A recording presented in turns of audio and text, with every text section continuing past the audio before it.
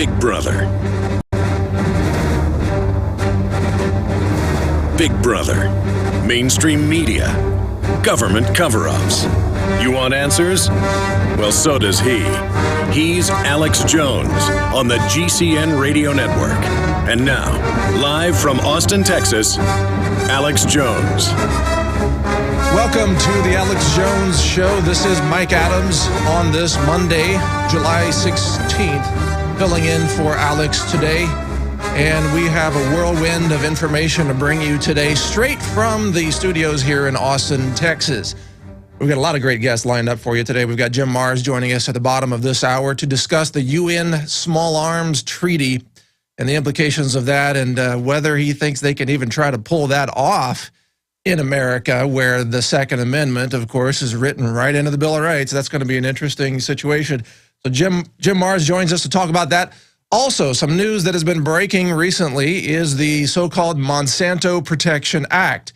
This is a legislative effort to grant Monsanto a type of immunity, and we'll get into more details on that later, concerning experimental genetically modified crops that are planted all across the country. We've got Darrell Rogers from Alliance for Natural Health joining us in the second hour for that segment. That's going to be, oh, wow, you're going to learn some things there that will absolutely blow your mind about corporate influence over the legislative process and the regulatory process in the United States. Of course, if you're a regular Alex Jones listener, you already know that America is experiencing sort of a runaway corporate fascist thug mafia government. So that's not a surprise to you, but some details that are going to be revealed here today will probably surprise you, even if you already know all that. So be sure to stay with us on the second hour. We've also got Ask Alex Jones segment coming up for the third hour. This is from planetinfowars.com. People are asking Alex questions, and he is working to answer them. 50 questions is his goal in this hour. I don't think he's going to quite make it to 50, but I'm sure he'll do a good job answering some questions. And if we have time right before that in the second hour, I'd like to take some calls and let you ask me some questions. A little impromptu Ask the Health Rangers section. That'll be in the second hour. So we've got all that coming up, plus a lot of news on drones. And we're going to get into the drone news right at the beginning of the next segment. But let me go over some of the breaking news that's just hitting the internet and hitting the airwaves today, because some of this, again, okay. Here we have from the Economic Collapse website, these 12, quote, hellholes are example of what the rest of America will look like soon. And it then goes on to quote, 12 cities and towns, Gary, Indiana, Detroit, Michigan. I'm sure Chicago is in here somewhere as well. The murder rate is skyrocketing in Chicago as the citizens are completely disarmed and unable to defend themselves against predators who are, of course, armed criminal gangs, sometimes just armed individuals who are willing to commit violent crimes against innocents that they know cannot protect themselves because of the disarmament system there in Chicago. Detroit, of course, has become a black hole of the economy.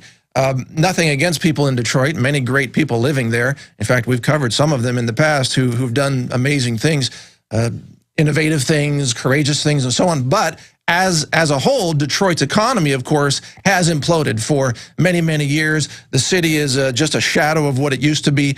Services are being cut back. Even street lights are being cut back in Detroit. And, of course, part of this is because of the socialist, more like communist, political agenda at the top of the country that is moving our jobs overseas on purpose, using, for example, billions of dollars of taxpayer money to ship jobs from General Motors over to China, thereby denying American workers access to what were decent paying jobs where you could actually, live a decent life, tap into the American dream. But that's gone now. The American dream has been offshored. And in its place, we're going to have a drone surveilled police state, a monitoring of all your email, of everything you say on the telephone. We're going to have economic implosion. Now everybody's on food stamps instead of being able to have an honest job. It's all that, and it's getting crazier by the day. So we've got those reports and much more coming up straight ahead right here on the Alex Jones Show. This is Mike Adams, and we'll be right back after this break with all those details, plus those interviews straight ahead. Stay with us. We'll be right back. Yeah, welcome to the Alex Jones Show. It is Monday, July 16th, 2012. This is Mike Adams, the Health Ranger, filling in for Alex today. We've got a whirlwind of news ahead to cover and some great interviews coming up as well. Of course, a lot always happening in the realm of liberty and the economic implosion of America. Before the break, we were just speaking about the 12 quote, hellholes, economic hellholes are examples of what the rest of America will look like soon. This is an article out of the Economic Collapse. A very, very important article and a lot of warning signs of what's happening. But here's something else that's happening that I want to get into here. And, oh, by the way, we've got Jim Marrs coming up at the bottom of this hour to talk about the UN Small Arms Treaty. A great interview expected there with Mr. Marrs right out of Texas as well. And, of course, we're coming to you today live from Austin, Texas, behind enemy lines, as the bumper often says. We've also got Darrell Rogers from the Alliance for Natural Health joining us in the second hour to discuss the so-called Monsanto Protection Act. And why is the government and these regulators, like the FDA and the USDA in particular in this case, why do they continue to protect corporate interests instead of protecting the people? Aren't they supposed to regulate corporations so that the people are protected against, let's say, genetic pollution or dangerous pharmaceuticals or runaway chemical pollution of the rivers and the waterways and things like that? Why aren't they doing their jobs? Why are they always selling out to the corporations? We're going to talk about that in the second hour with Darrell Rogers from ANH-USA.org. That's a nonprofit focused on natural health and health freedom as well. Also in the third hour today, we've got Alex Jones with his Ask Alex segment. That's from planetinfowars.com, and he attempts to answer 50 questions posed by readers. And I say attempts because, you know, one of the curses of having so much knowledge as Alex does is that you start to answer one question, but it brings in all these details from all these other areas, and it becomes, you know, an in-depth explanation of the big picture. So that's why it's hard for Alex to just answer one question very briefly. He's got to actually bring in all his knowledge and everything that he knows about it, and that can take time. So anyway, we'll see how many questions he does get to out of 50 in the third hour today.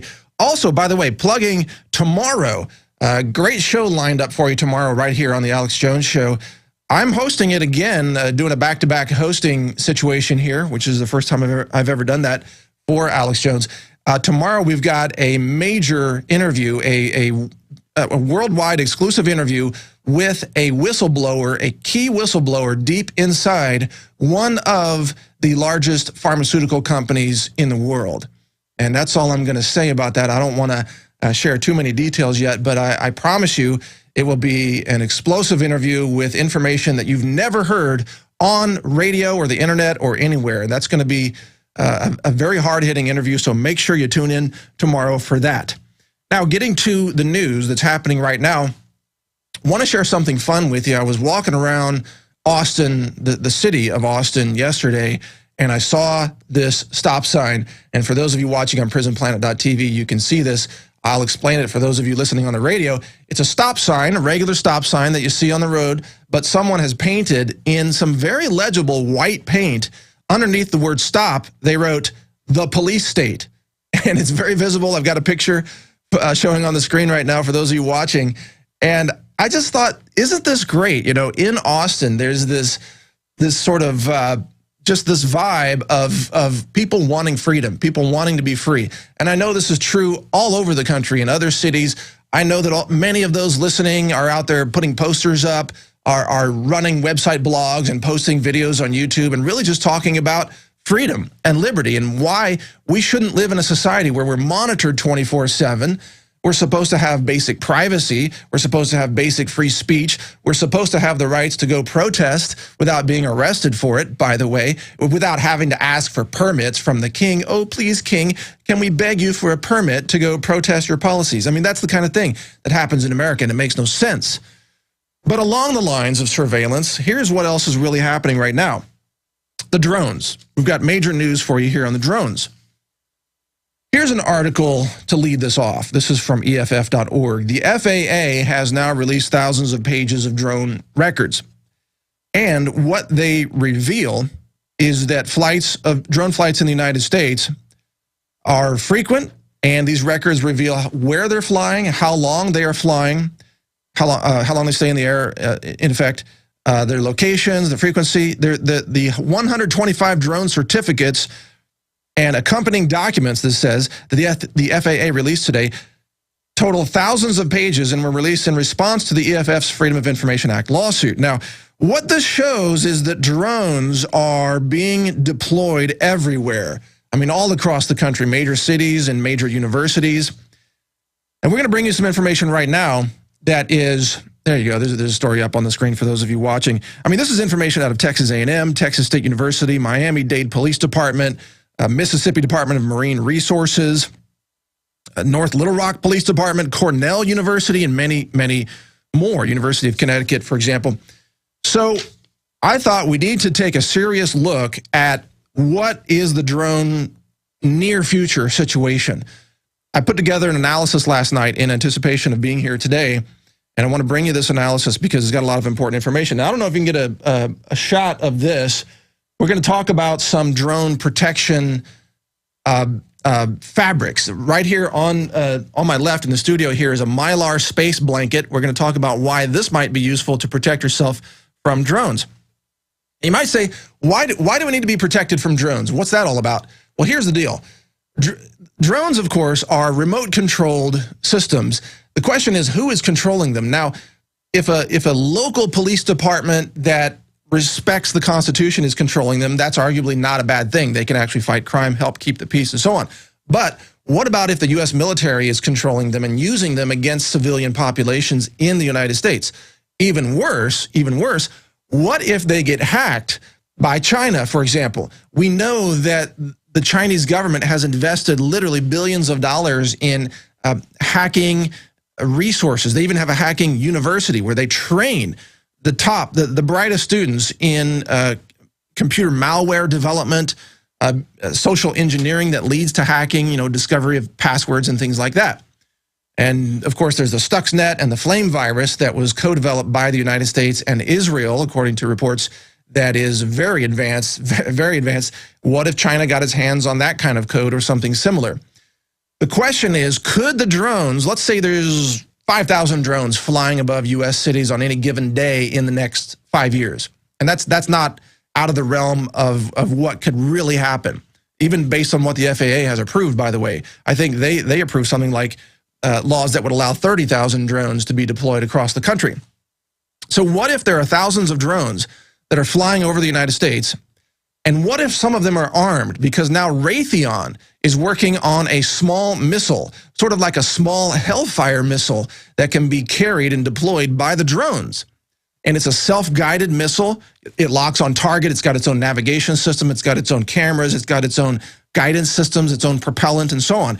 So a drone can fly into any area and then launch a missile onto a target, whatever target is selected by the drone operator. So again, what if the drone operator becomes a hacker group from China or North Korea, theoretically? Or what if it's a rogue group of hackers from anywhere that just takes it over because the security is so bad? Now, you might say this could never happen, but you'd be wrong because, of course, Iran already used a GPS spoofing attack to intercept the navigation of a U.S. drone. I believe that was a Predator drone, and to land it on a runway in Iran, where they then took possession of that technology and began to take it apart and decode it and try to figure it out. That was a simple GPS spoof. And recently in Texas, I don't know which university, I think it was just a Texas State University, someone can correct me if I'm wrong, but it was a university in Texas recently, I think just 2 months ago, also did a spoofing attack exercise to show that you could spoof the drone and make it land wherever you want it to land, or make it fly wherever you want it to fly. So we know that these drones can be taken over by hackers or a ground-deployed spoofing force. Now, why does this matter to you? And why do you need to know how to potentially protect yourself from drones? Because, again, what happens if we've got 5,000 drones in the sky, a foreign hacker group, or even a domestic enemy hacker group that just declares war on the American people, decides to just unleash the drones on the people and unleash the small Hellfire type of missiles or deploy surveillance against the American people? How do you protect yourself against those drones? So in order to help answer that question, I put together some information here for you talking about what the drone payloads could be and the surveillance payloads.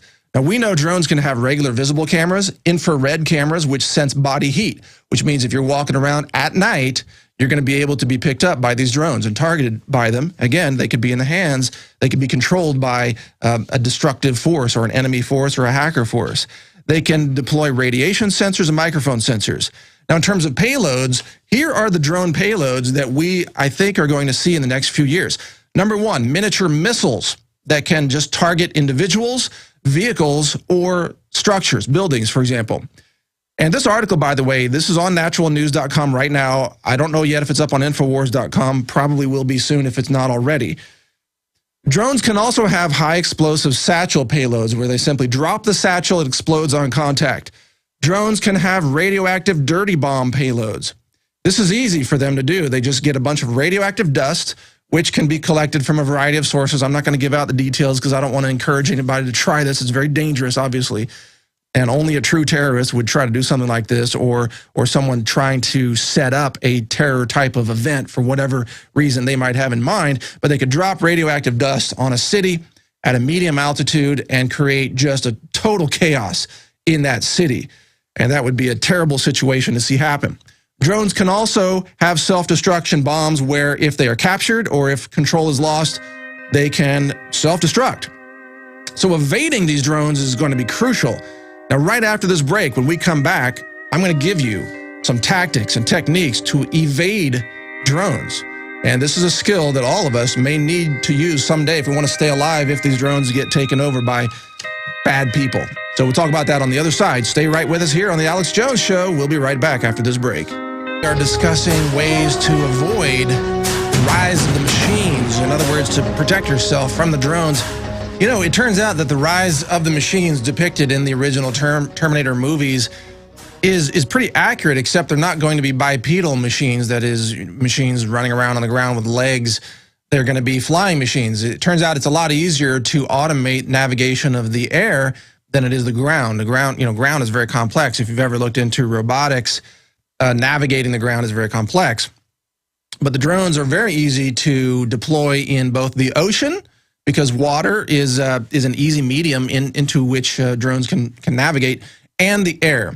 And so you're going to see Navy drones, and you're going to see a lot of then, of course, airborne drones, which we're already starting to see, and they're going to be weaponized very soon. Raytheon, again, is already tested and is about to make available a small missile system that will be carried by drones and will be able to be fired. And of course, the Predators already fire certain types of weapons, but we're talking about domestic drones being able to carry weapons, including potentially small arms fire.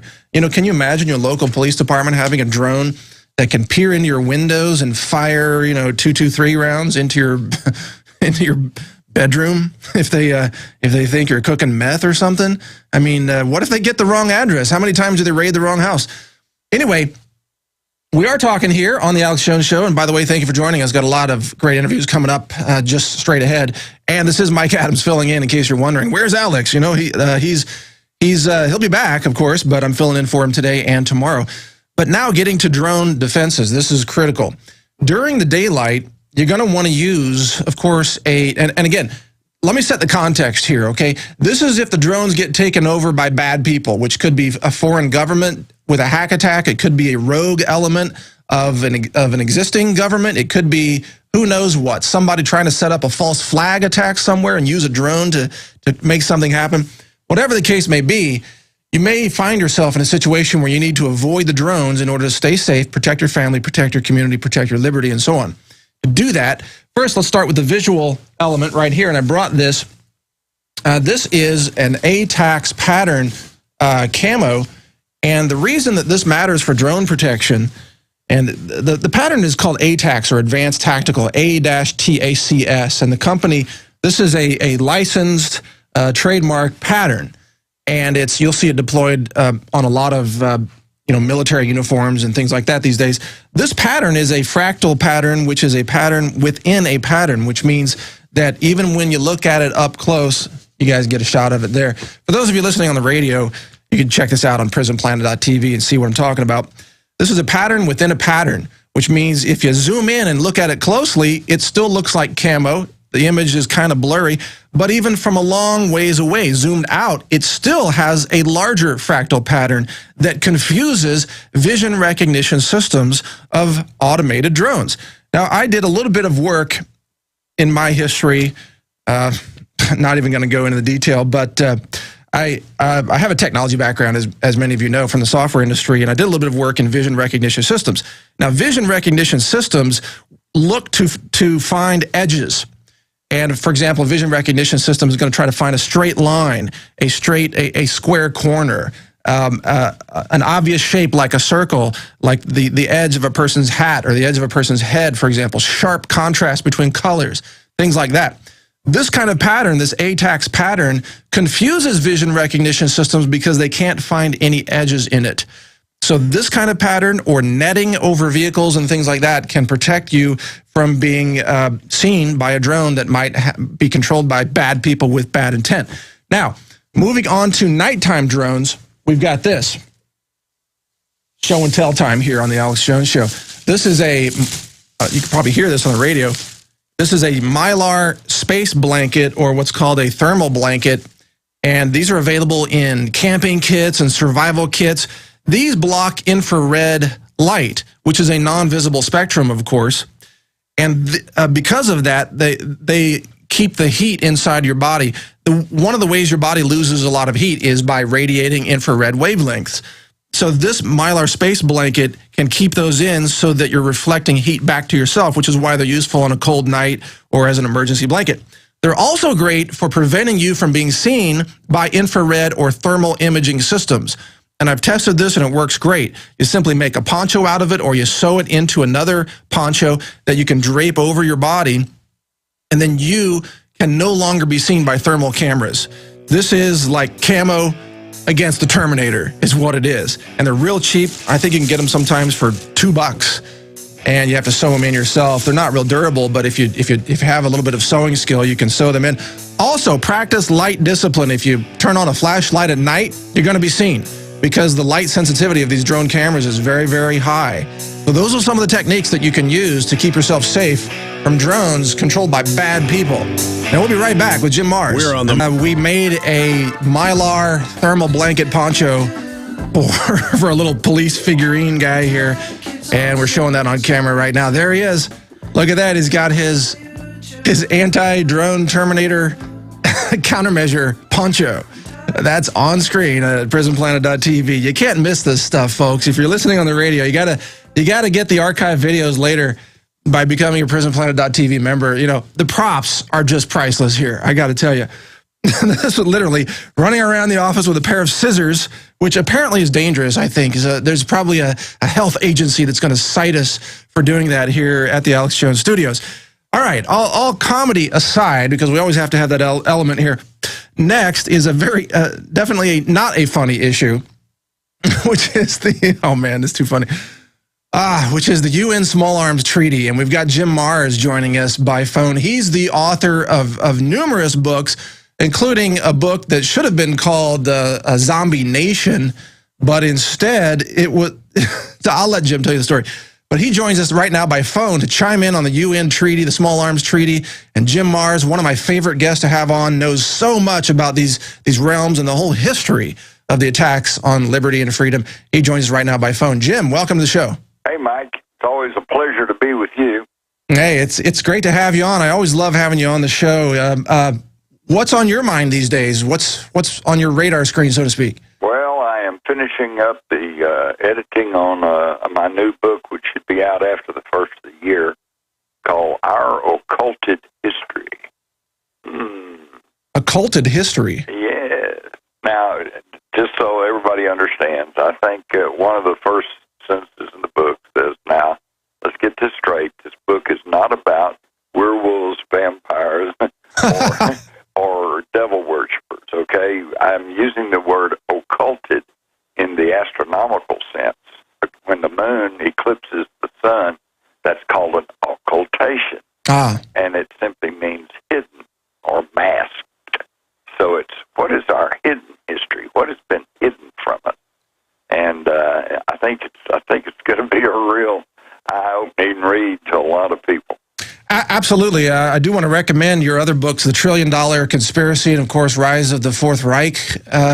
Your books are just extremely well documented, Jim. I mean, extremely well documented. You are one of the best investigative journalists out there today, and I really enjoy your books. But let's get right into, I'm sorry?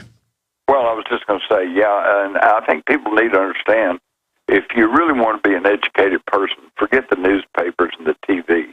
They're all owned, controlled by one of about 5 major corporations that have interlocking directorships. So in other words, a handful of people are controlling everything you see and hear. If you really want to know what's going on, read major books, okay? And the reason I say this is we haven't got time, and you wouldn't even want to hear how many hoops I have to jump through just to get something published by a major publisher. I believe you. They have nitpicking editors, and they have legal staffs that go through it with a fine-tooth comb. How do you know this? How do you know that? Have you got more than one source? Can you prove this? Can you prove that? Okay? But that's good, because when you read a major book from a major publisher, and it's got an index, it's got footnotes, then you know that it's been gone over by a number of people, and you're probably getting the straight stuff. Yeah. There are a number of websites now that tout, send us your press release and we'll make sure it gets to the whole media. I could name off for you, but you know what I'm talking about, Mike, right? Oh, yeah, and most of the time the media just rewrites the corporate press releases, slaps their own name on it, and releases it as factual news without checking a single fact. That was my point. I was reading the other day a fellow who works for one of these outfits, and he says it used to be that they would at least rewrite these press releases that come in from corporations and companies. He said, but he's noticing lately that he sees his own press releases, and he knows they're his because he wrote them, and they're in his words, and they're just being repeated by the so-called news media. Word for word. It is absolutely incredible. But that's how we get news on the TV of things like mercury in vaccines is good for your children. Didn't you know? It boosts their immune system. We should have more mercury. Yeah, a little aspartame will hurt you. Yeah, exactly. And you know what? Some of the stuff is probably true. Like a little aspartame might not hurt you, but the problem is it's cumulative. It just keeps building up your system until your system's just fried. Well, sure. I mean, there's so many myths out there that the mainstream media pushes. And by the way, we're going to get to this UN treaty in just a second, but I have a comment here. You know, one of the myths is that war is great for the economy. It's great. So, you know, I always say to people who and a lot of people believe that, people who are smart enough to know better, I always say to them, well, great, then why don't we just bomb all our own cities and we'll experience total abundance by rebuilding them? Hey, that's true. That's true. It'd be an instant urban renewal program. Yeah. You start with some cluster bombs and cutter charges, and then you go in and you start rebuilding everything. Yeah, it's just such a fallacy. But let's get to the big issue today. The UN, the big arms thing. Yeah. Yeah. This just for one thing, I'm sure your listeners are probably well aware of this small arms treaty and the fact that they're still negotiating up in New York. But I can guarantee you that just like City Hall, when they have a city council meeting and they come out and they say, we've approved this, we haven't approved that, we're looking into this, that's all been done ahead of time, okay? Sure. So the real negotiations going on behind the scenes somewhere. And but anyway, I'm sure that you and your listeners are pretty well aware of what's happening and why. But let's talk about, let's look a little deeper and see what's really going on here. There are those who are arguing, well, it's no big thing. It only talks about, they're only trying to curb the illegal international arms trade, whatever that means. Right, that's the cover story. It won't affect law-abiding firearms owners. Right. And the thing is, at one level and in technicality, that may be true, okay? But this is just another foot in the door. Have we all forgotten when they first came up with NAFTA, okay, Free Trade Association, and they're going, oh, it'll be good for business and it'll be good for jobs and it's not going to be any big deal and yada, yada, and they ran that on through. And now, and of course, there was a handful of voices, such as Ross Perot, who saying there's going to be a giant sucking sound, and all the jobs are going to Mexico and heading south, Yes. And everybody said, oh, what a conspiracy theorist, what a paranoid. Well, turns out he's true. He was right. He was absolutely right, and this is the same thing. This is just another foot in the door. Oh, it's not a big deal. Well, right now it's not, but then another year or two, I mean, first off, you go back and you find out that the Republicans, and during the time of the George W. Bush administration back to up till 2009, they said, no, we don't want any part of this. This is infringing on our sovereignty, and that it will eventually, emasculate the Second Amendment. No, it was Hillary Clinton and Obama in 2009 that said, no, we'll talk, and I think to give them, all due credit and to try to lean towards their side as much as I can. They may have thought that, well, we'll go ahead and participate with this, and that way, if we're participating in it, we can help guide it, and we can help see to it that nothing too untoward happens. But of course, I think you and I both know that's not it at all. Well, their intentions are to disarm the public. Exactly. In fact, every world government says, if you really ask them, if they answer honestly, often behind closed doors, that private ownership of firearms is a threat to the domination and the monopolization of power of that nation's government. They don't want anybody to be armed. Exactly. That's what it's all about. And in fact, this is now the biggest stumbling block to the plan for a new world order, is the fact that so many Americans have guns. But I'll tell you something. Here's what's really dark about all this, is that what it's going to lead to is violence. And it's going to lead to perhaps even civil war. You mean if they try to actually take away? If they try to implement it, that's when people are going to hunker down. I know right here in Texas, and you know as well as I do, there are people here in Texas, when they come to take their guns, there's going to be firefights, okay? Oh, absolutely. It's going to be Waco to the 20th power. But what about the foreign troops issue? So a lot of people think, well, U.S. troops and U.S. National Guard won't engage in that, and there's a lot of evidence that at least half of the people won't. But, right. the foreign troops would do it. Foreign troops in this country right now. Right. What happened to the East German army? Okay, when communism collapsed, did they just all go home? No, they were still in the army. A lot of them came over here. They're in New Mexico. What about Russian Spasnist troops? They're over here too. But how many troops are really here? I've never seen personally reliable figures on how many are here. I mean, it would take millions at some point, it would seem like. No, it wouldn't take millions. All they got to do is just corral the big cities. And that's why if armed violence does take place, I see it, the urban centers versus the suburban and rural areas. And that's why they're making all this preparation to turn the cities into concentration camps, essentially. Homeland Security's coming around and funneling money, billions, to the state and to the state transportation departments to put in traffic lights where there used to be a four-way stop sign. Well, and don't forget the DHS bulletproof checkpoint booths and all the hollow point ammo and all that. But you say, oh, that's good. We got a new traffic light here. But if you look, you also got RFID chip readers and cameras and facial recognition software. It's all accompanying that, okay? So that you're not going to be able to go 2 blocks from your home without them knowing where you are and what you're doing. Also, Jim, in Texas, they're stringing up all these cables in between the median of the highway so you can't turn around if you come up on a checkpoint. Exactly. That's going in all over the place. And all you got to do is ask yourself, hey, wait a minute, government's broke, half the people are broke, everybody's hurting for money. Why are they spending these millions and millions and millions of dollars to putting up these steel cables and concrete dividers so that you can't turn around on the freeway? Yeah, that's a good... I don't know about you, maybe I'm wrong, but I haven't noticed a huge problem with people trying to make a U-turn in the freeway. No, I've never seen it happen, even in the areas where they're putting up the cables. Let me ask you this. So Larry Bell from Forbes magazine recently wrote that this UN Small Arms Treaty, quote, if passed by the UN and ratified by our Senate, would almost certainly force the U.S. to do these following 5 things. And he lists 5 things. And, of course, one of them is to ban the trade, sale, and ownership of all semi-automatic weapons, which is just basically every farmer's rifle and every pistol that is out there. Create an international gun registry, override national sovereignty, confiscate and destroy all unauthorized civilian firearms.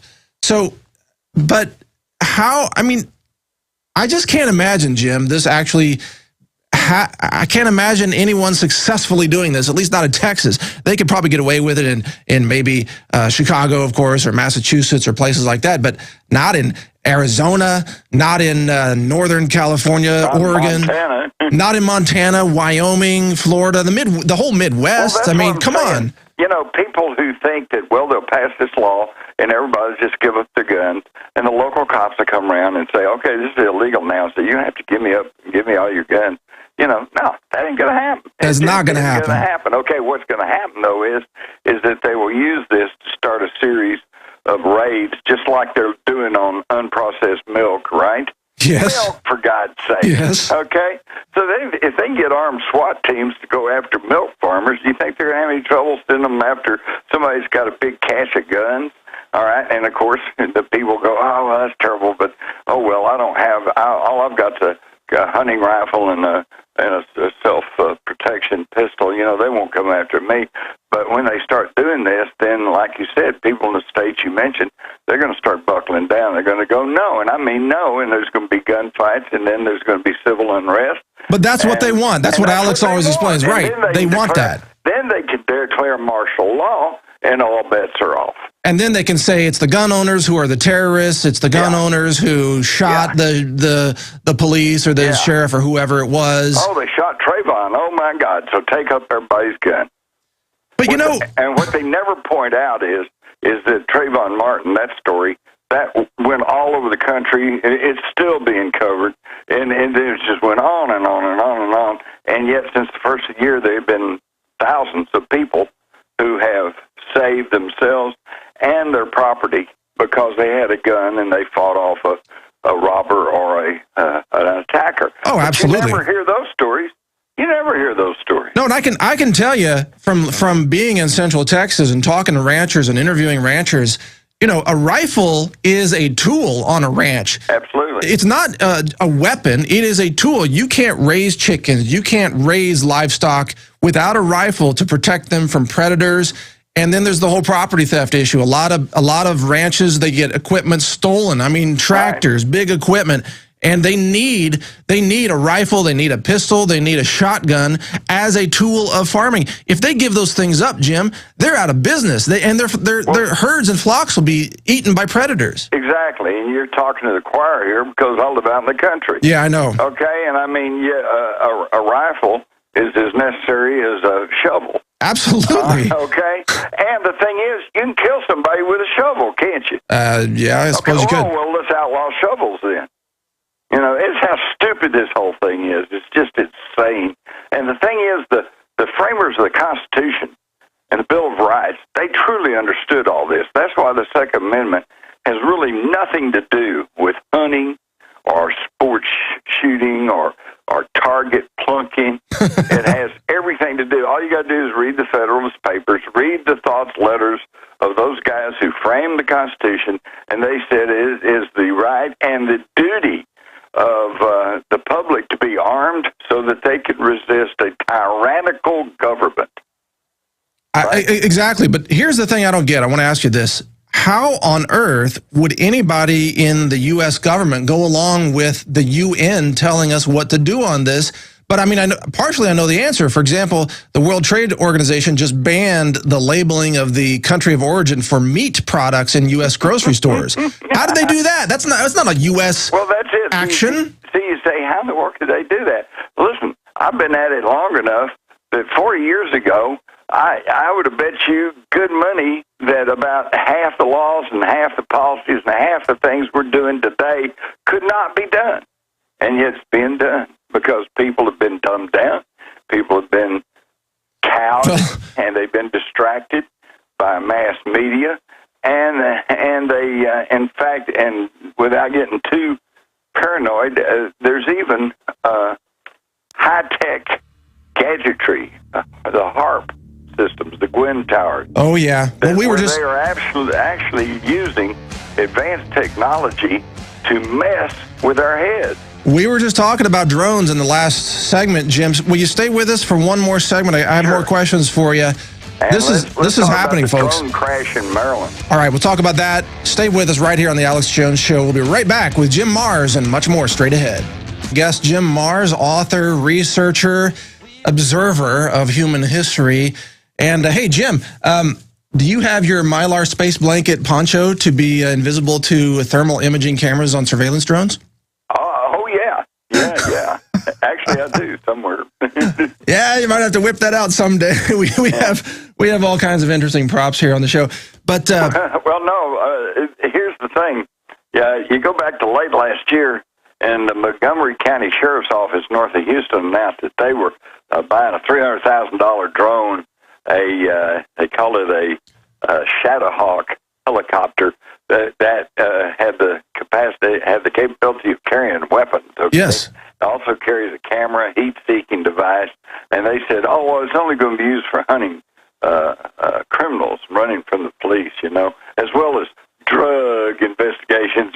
See, if it's not protecting women and children, then it's to fight drugs." Oh, of course. Yes. And critics immediately said, "Well, hey, this could prove a hazard to air traffic and possibly even the public on the ground, never mind the privacy considerations." And they said, "Oh, no, it'll be fine." And yet, early this year, they were going to test a police-only test in Montgomery County, and they lost control of their little drone. It smashed into their armored tank called the Bearcat. Okay, so now, but it gets worse, all right, because just last month, near Salisbury, Maryland, a full-scale Global Hawk drone that belonging to the Navy. It's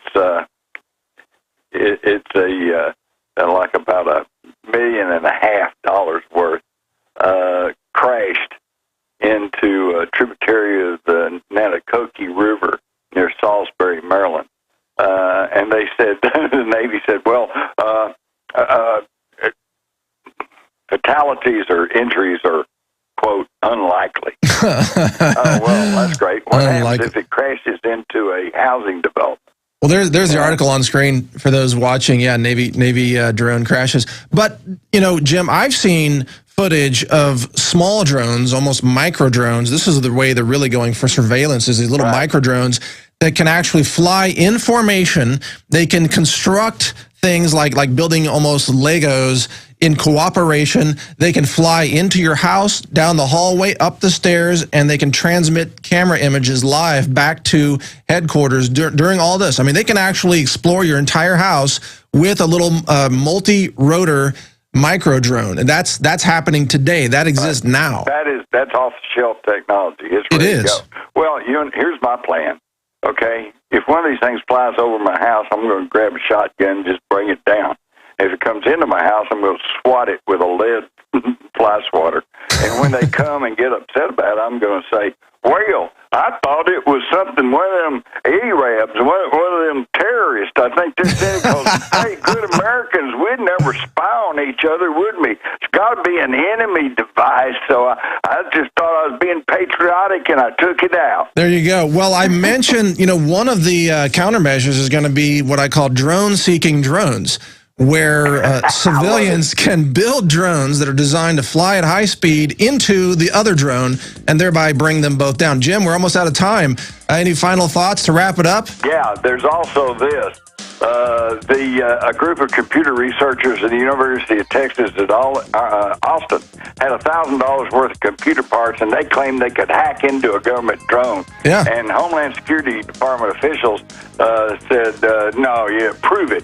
Well, and they did. Got to run, Jim. Thanks for being on the show, Jim. That's Jim Marrs, everybody. We'll be right back. Into the second hour of the Alex Jones Show. Thank you for joining us today. This is Mike Adams, the Health Ranger, filling in for Alex. I'll also be hosting tomorrow We've got a world exclusive interview coming up tomorrow with a deep inside whistleblower of a major global pharmaceutical company. That's going to be big news, so you'll want to be sure to join us tomorrow. Coming up today on the Alex Jones Show, we've got the Ask Alex segment, where this is from planetinfowars.com, and Alex Jones answers questions that are posed by readers. And also, by the way, if we have time, I'd like to open up the phones for the second half of this hour and do a little bit of an Ask the Health Ranger section, or just take your calls, have a conversation about a few things. But coming up in just a few minutes, we're going to be joined by Darrell Rogers from the Alliance for Natural Health, anh-usa.org, to talk about the Monsanto Protection Act. But before that, let's go over some of the other headlines that are breaking today. The largest natural disaster in U.S. history, it says, the endless drought of 2012, will bake America well into August. Here's the statistic that is shocking about this. Right now, approximately 61% of the entire nation is experiencing drought conditions. And the USDA says that approximately 60% of all the corn in the country is experiencing moderate to extreme drought conditions. And if it doesn't end soon, the losses are going to be, quote, mind-blowing, says this story, endoftheamericandream.com. It's estimated that farmers and ranchers have suffered billions of dollars in damage. How much worse can things get? Well, it's interesting. A year ago, we had a drought in central Texas, very bad drought. It was worse than a 100-year drought. All the rain was happening in the Midwest. This year, it's the opposite. Texas is getting drenched, and the Midwest is dry as a bone. The drought is getting worse there all the time. Of course, I'm sure somebody like Mr. Al Gore is going to say, well, it must prove that global warming is real. I just think, weather radicalization is a real issue, and it could be, HAARP issues. It could be government messing with the environment, messing with the atmosphere, chemtrails, ionization technologies, many things like that as well. But definitely things are getting radical, and the food supply is going to be, well, let's just say you should get some stored food now. You really should, because food prices are going to go up, and food could become scarce, at least in the short term, especially corn. And corn is in everything, it seems like, in the grocery store. Hey, I wonder if most of those, I bet most of those crops are GMO corn crops. So I guess the headline could say, GMO crops, 2/3 of GMOs are dying in the fields. That might not necessarily be such a bad thing. Maybe they should plant non-GMO and rebalance the ecosystem and the environment, bring the insects back, bring the trees back, and we would have actually reliable rain once again. That's something to think about. Next article, new ethanol blend fuel approved by the EPA can damage car engines, warns a group. But just a red flag on this, the group is the Kansas Petroleum Council. So obviously they have an interest in petroleum. But I also believe that ethanol is a very bad policy. The subsidizing of ethanol, the use of corn to make fuel, especially at a time when the corn prices are going up and corn supplies are going to be very low. So now, because of this government policy to push corn into your fuel tank through the use of ethanol, it means our corn prices are going to be even higher because corn supplies are even lower because we're burning our corn instead of eating it. That doesn't make sense. Corn is food, not fuel. You should eat your corn and burn your gas, not burn your corn and eat your gas. That would be insane. But I bet that's coming soon from Obama's economic policy advisors. Who knows what they'll come up with next? Export jobs, have gasoline for breakfast, and burn corn in your diesel engine. Why not? I mean, it makes as much sense as anything else. But anyway, straight ahead, stay with us here on the Alex Jones Show. Right after this break, we've got an interview with Darrell Rogers coming up about the Monsanto Protection Act. We'll be right back with that. All right, welcome back to the Alex Jones Show. This is Mike Adams, the Health Ranger, filling in today. My website is naturalnews.com, and of course, Alex Jones' website is infowars.com. And thank you for continuing with us today. It's always an honor to be able to sit in here at the command center and bring you this information about liberty and health and much, much more for your safety and sometimes your amusement. We always do little funny bits from time to time. But now we have a very serious issue to talk about. The so-called Monsanto Protection Act is that's sort of a loose name that's been assigned to some legislative efforts that are being attached to the 2012 Farm Bill and the 2013 Agriculture Appropriations Bill. And these would essentially force the federal government to approve GMOs at the request of biotechnology companies. And they would prohibit all safety reviews of GMOs from having any real impact on the GMO approval process. So this is, well, how to say this? You know how the vaccine industry got itself immunity by having the National Vaccine Injury Compensation Program, so you can't sue for vaccine damage anymore, you don't have due process anymore. And then the Supreme Court declared, this was last year I believe, that the Vaccine Injury Compensation Program has a higher authority than the Supreme Court itself, if you can believe that. I guess they're not supreme anymore. The vaccine court is more powerful. Well, now Monsanto and the biotech industry is, of course, influencing legislators and regulators to try to make sure that there are no questions raised, no red flags raised about their activities as people are waking up and beginning to question the safety of GMOs and demand that it be labeled, of course, on foods. That's a big initiative in California. Now, joining us to help interpret this information and give us some more details, let me get Mylar Man off the desk here. He's flapping in the wind over there. What's up with that? That's from the previous segment. But joining us is Darrell Rogers from the Alliance for Natural Health, anh-usa.org. Darrell Rogers is the spokesperson for that organization, which I admire and check out their website frequently. He joins us now to give us some more analysis of the so-called Monsanto Protection Act. Darrell, thank you for joining us and welcome to the show. Well, thank you so much for having me on, Mike. Hey, it's great to have you on. This is the first time I've ever interviewed you, so it's great to be able to meet you this way. Tell us give us an overview of what this so-called Monsanto Protection Act is really all about. Sure, this is really turning out to be the best Congress that genetically modified money can buy. Monsanto has asked a few members of Congress to slip in to really big appropriations bills and really big authorization bills, some kind of last-minute fly-by-night riders that the Monsanto lobbyists had in their pocket, and they kind of passed them off to their friendly members of Congress to insert into these pieces of legislation. They're called riders is because they just simply ride on like a parasite. This language, this Monsanto-sponsored language, has nothing to do or little to do with the actual bills that they're attached to. These are simply gifts to the industry. So you were 100% correct, Mike.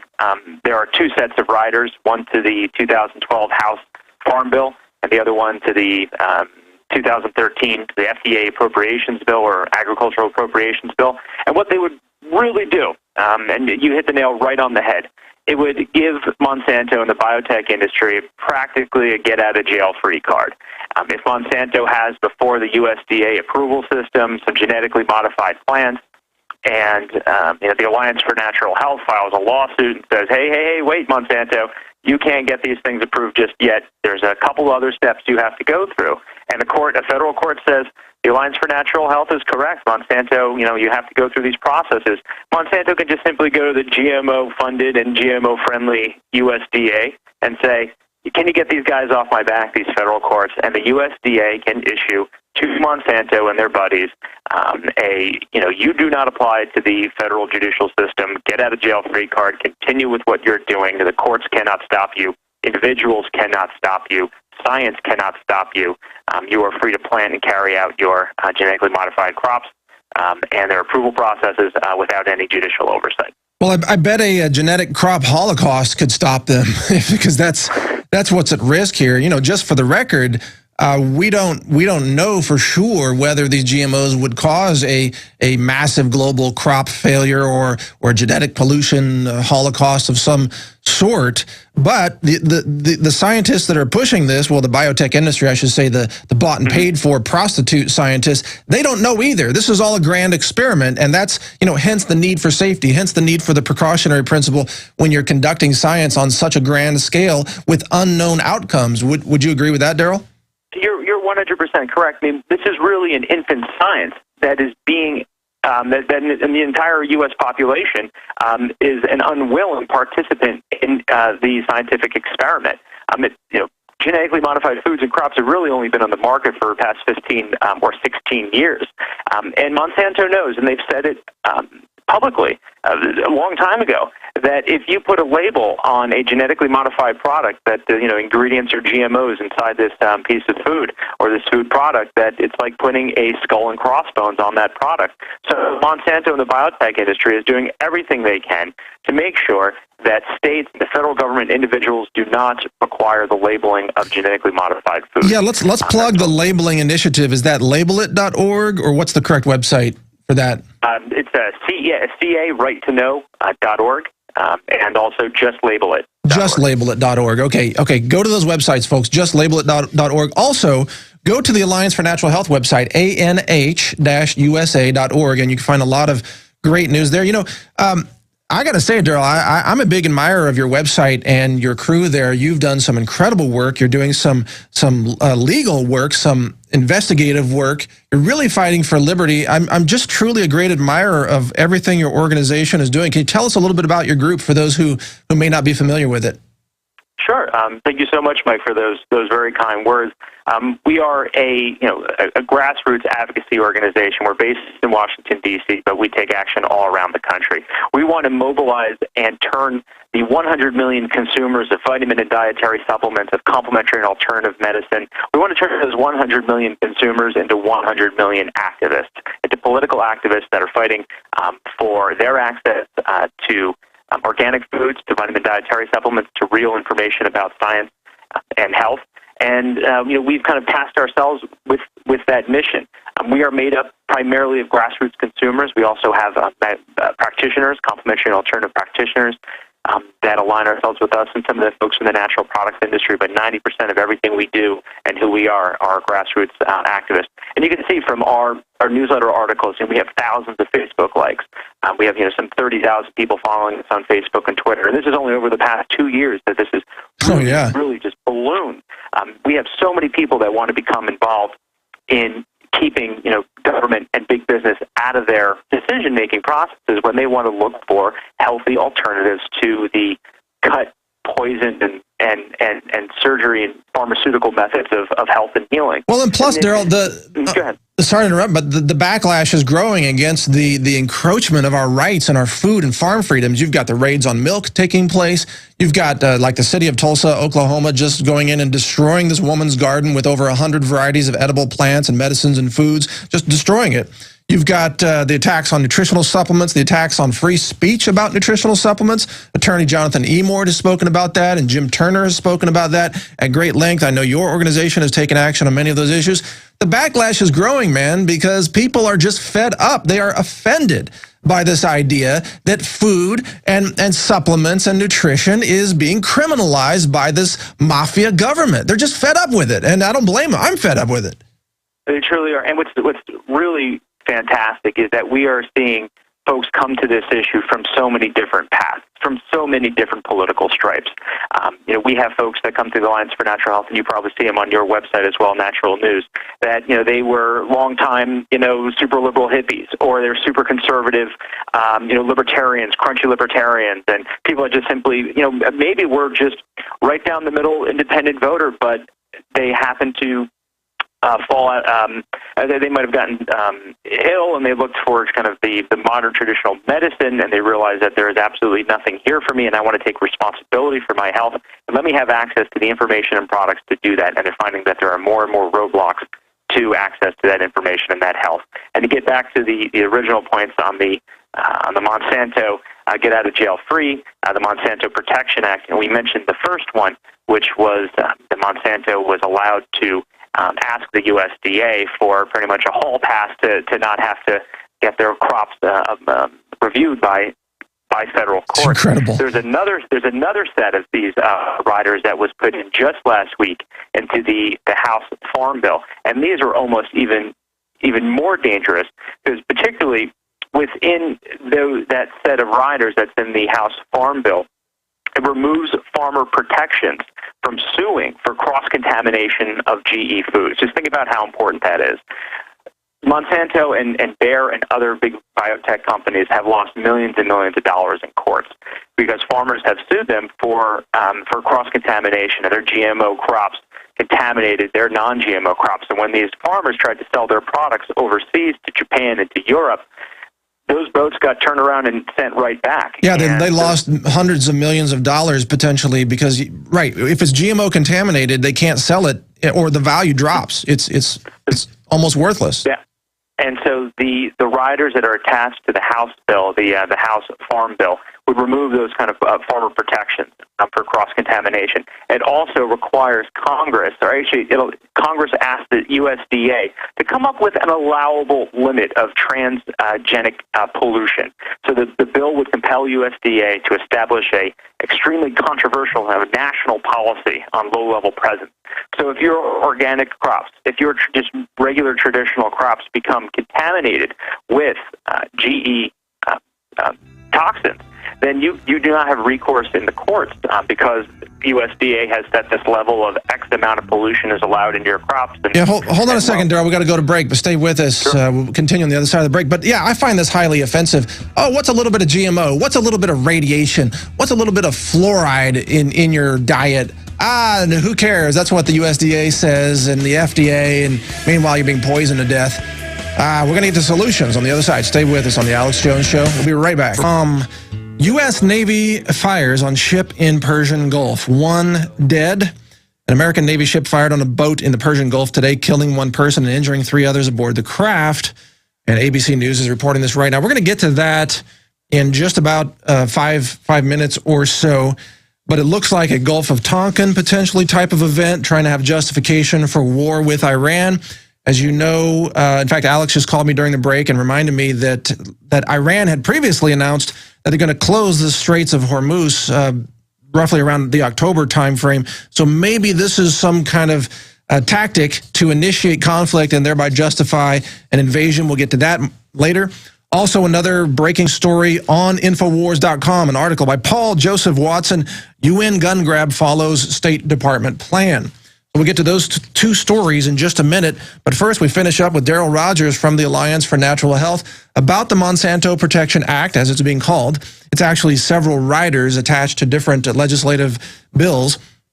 And my question to you, Darrell, is now solution-wise, what can individuals and activists do to stop this? I noticed that Representative Peter DeFazio, a Democrat out of Oregon, has introduced some amendments to try to kill this. But what can consumers do, Darrell? Let us know. Well, first off, to support DeFazio's amendment, let your member of Congress know that you will not put up for Monsanto just carving out for themselves exclusions to the rule of law. So our website, anh-usa.org, on the homepage of our website, you'll find that action alert.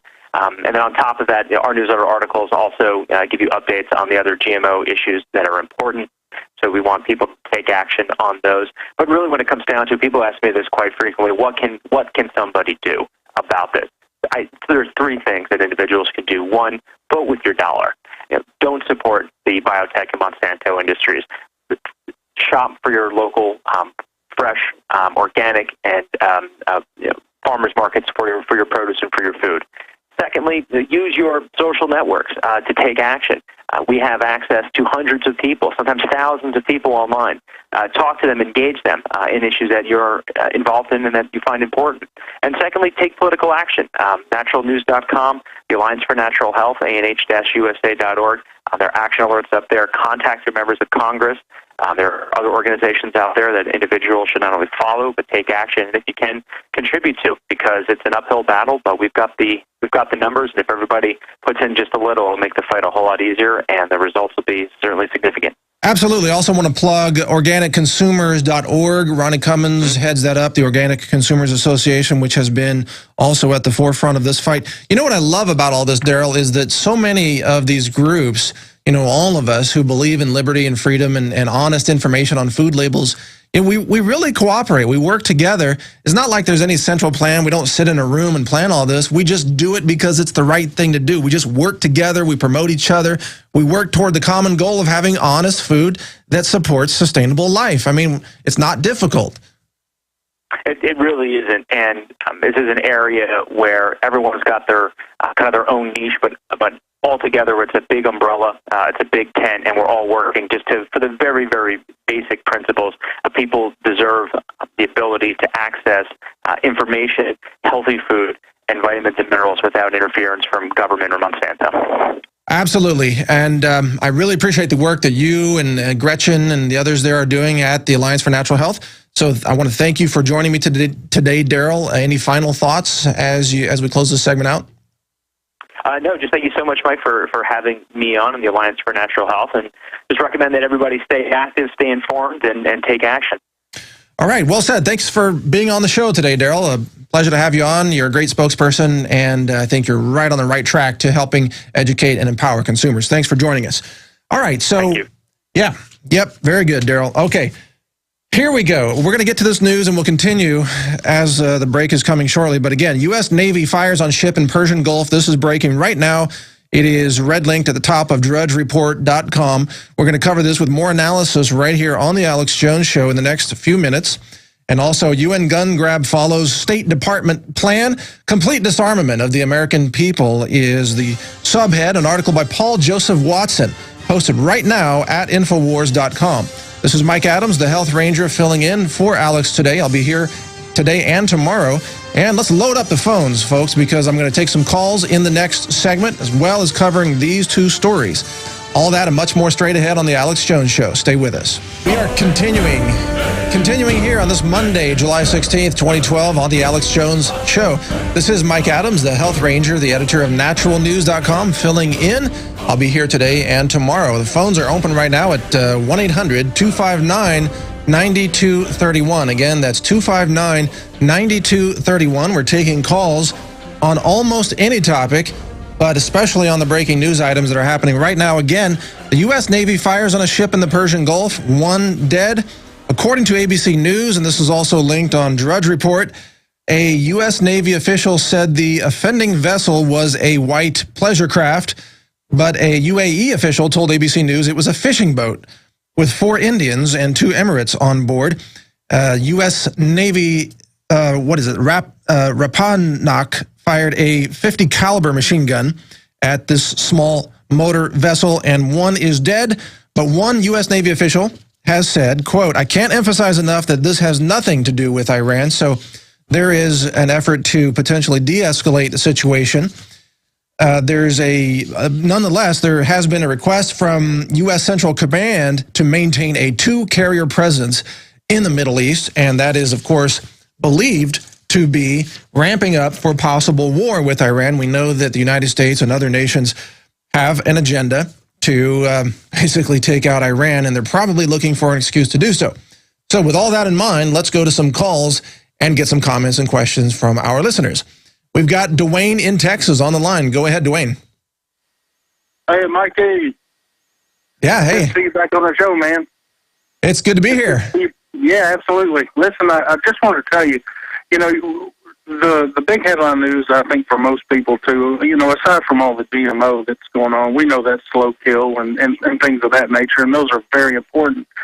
But what you got to understand, too, is that with the UN gun grab, what's going on now, I mean, that's people's basic right to protect themselves. Sure. And I think that's the big thing that's at hand right now. And in the community that I live in, I have talked to peace officers, both city police department as well as sheriff, and even some military that may have been here on leave or whatever the case.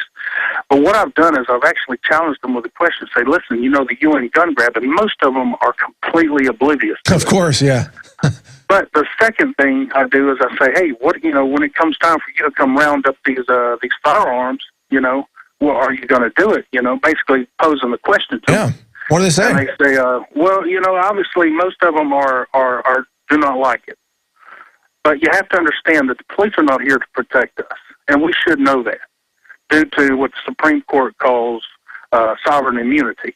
They don't even have to respond to a 911 call. No, of course not. I mean, you bring up some good points here, Dwayne, some good questions. Look, the police know, and there's many good good people, men and women in local law enforcement, and I know many of them, they know that if they try this kind of gun confiscation, they're going to get shot up by people who are not willing to give up that protection. Because think about it. If the honest people give up all their firearms, then the criminals are going to run loose across every city, every countryside in America, and be able to just invade homes and steal and rape and pillage without being stopped whatsoever. Because what are you going to do? Call 911? Really? Out in the country? Really? Where the response time is 25 to 30 minutes? Forget it. Now, good points, Dwayne. I appreciate your call. I'm glad you brought that up. Let's go to Keith in New York, who's joining us now. Go ahead, Keith. You're on the air. Hey, how's it going? You guys do a lot of good with getting a lot of pressing issues out, and I really think if the president goes ahead and signs this gun ban treaty, you guys need to organize a massive march, to call for his impeachment. That would make, it makes him a direct threat to the Constitution. Well, I think that's a great idea, Keith. The thing is, there's just so many assaults on our freedoms and liberties. There's so much going on. I got to say, Alex Jones was here at the studio working until at least 11 o'clock last night on a Sunday night. The guy is working 24/7. It's ridiculous.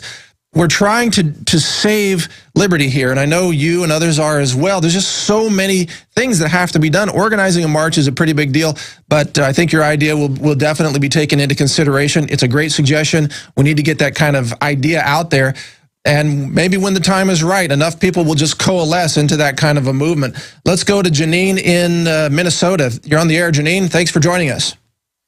Hey, Mike. It's always good to see your face when you're filling in. Hey, it's great. It's great to be here. Thanks for joining us.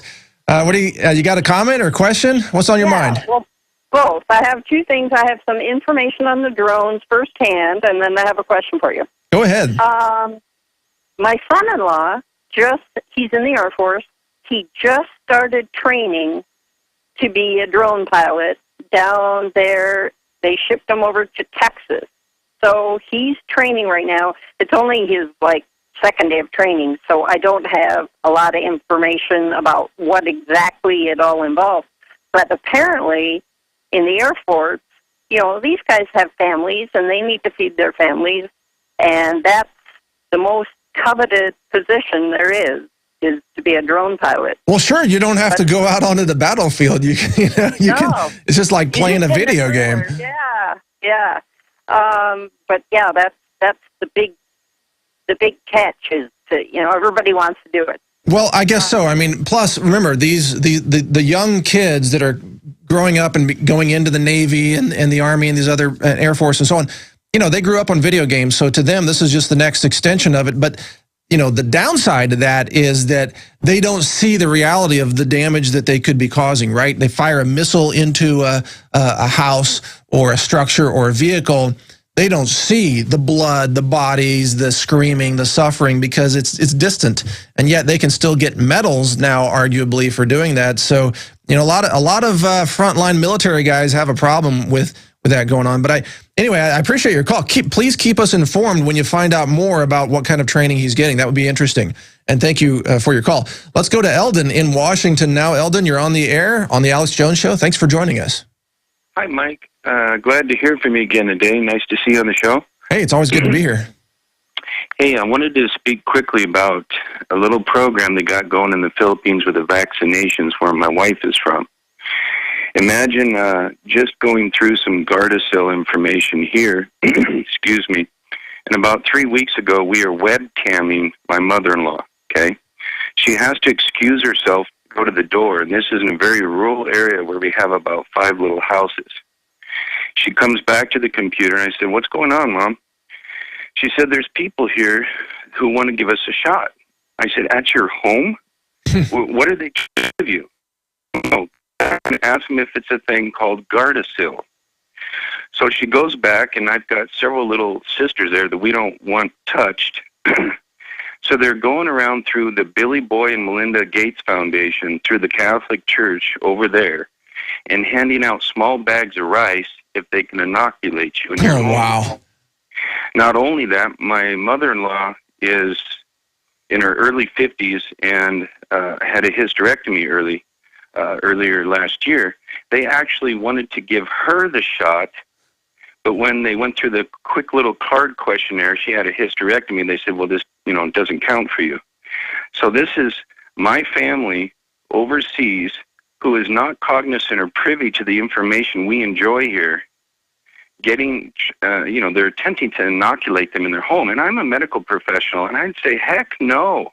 Yeah, I'm really glad you called in. This is a great point. Door-to-door vaccinations. We've seen this in the U.S., and you mentioned that they were giving them a reward of a bag of rice if they allowed themselves to get the shot. That's what we're going to see more and more of, is either financial or material incentives to agree to be injected with what essentially are experimental and potentially harmful vaccines with all kinds of stealth viruses, animal DNA, RNA fragments from who knows what source. That is some scary stuff. I appreciate your call, and it's great to bring that up. It's also a good defense just to tell them, hey, I've had a hysterectomy, and then it doesn't apply to me. That's something that every female listening should keep in mind. If they come to your house and try to give you an injection, just say, hey, I've had a hysterectomy, it doesn't apply to me. Maybe that'll make them go away. Oh, man. But probably soon they're going to start bringing the vaccines with firearms, especially if they can disarm the entire American public. Then they know that nobody's got any way to defend themselves against these biological chemical attacks known as experimental vaccines. Let's go to Judy in Florida. Judy, you're on the air. Thanks for joining us today. What's on your mind? Hi, Mike. Thanks for taking my call. I don't know how much it's been, brought up, in your office about what happened in Los Angeles with the art walk, where it's a monthly deal where people come and they just draw art, from what I understand, on sidewalks. And it's just a fun monthly thing that people in Los Angeles do. Well, on Friday night, there were riot police that came and dispersed people. It alerted shop owners who came out, and it turned into people getting shot upon. And it was a friend of mine that watched the live stream of Wait, who was doing the shooting? Who was shooting?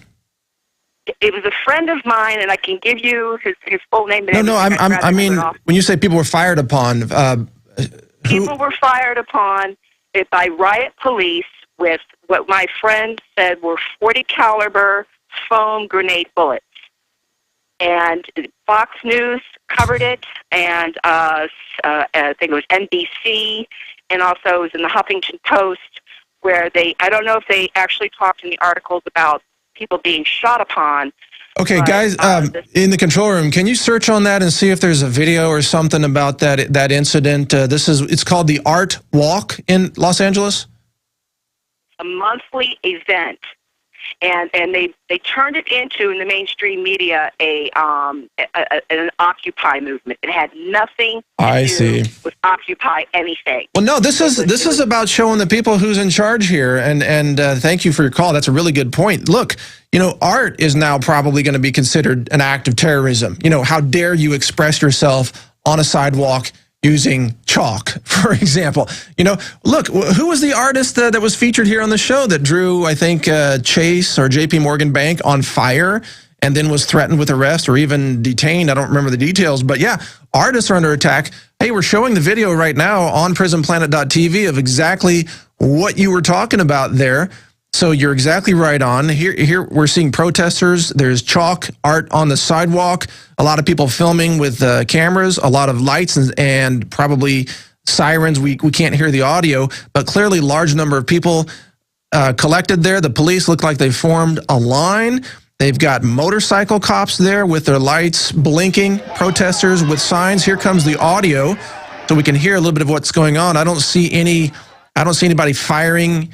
The motorcycles are now advancing toward the crowd, and this apparently took place last night in Los Angeles, and this is from a tip of a caller right here on the Alex Jones Show.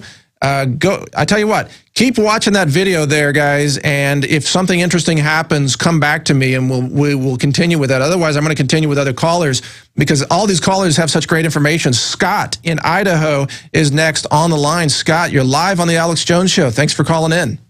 Hi, Mike Adams. A real pleasure to be on the phone with you. I want to address the upcoming war with Iran. It was concluded at Nuremberg that to initiate a war of aggression is not only an international crime, it is the supreme international crime, differing only from other war crimes in that it contains within itself the accumulated evil of the whole.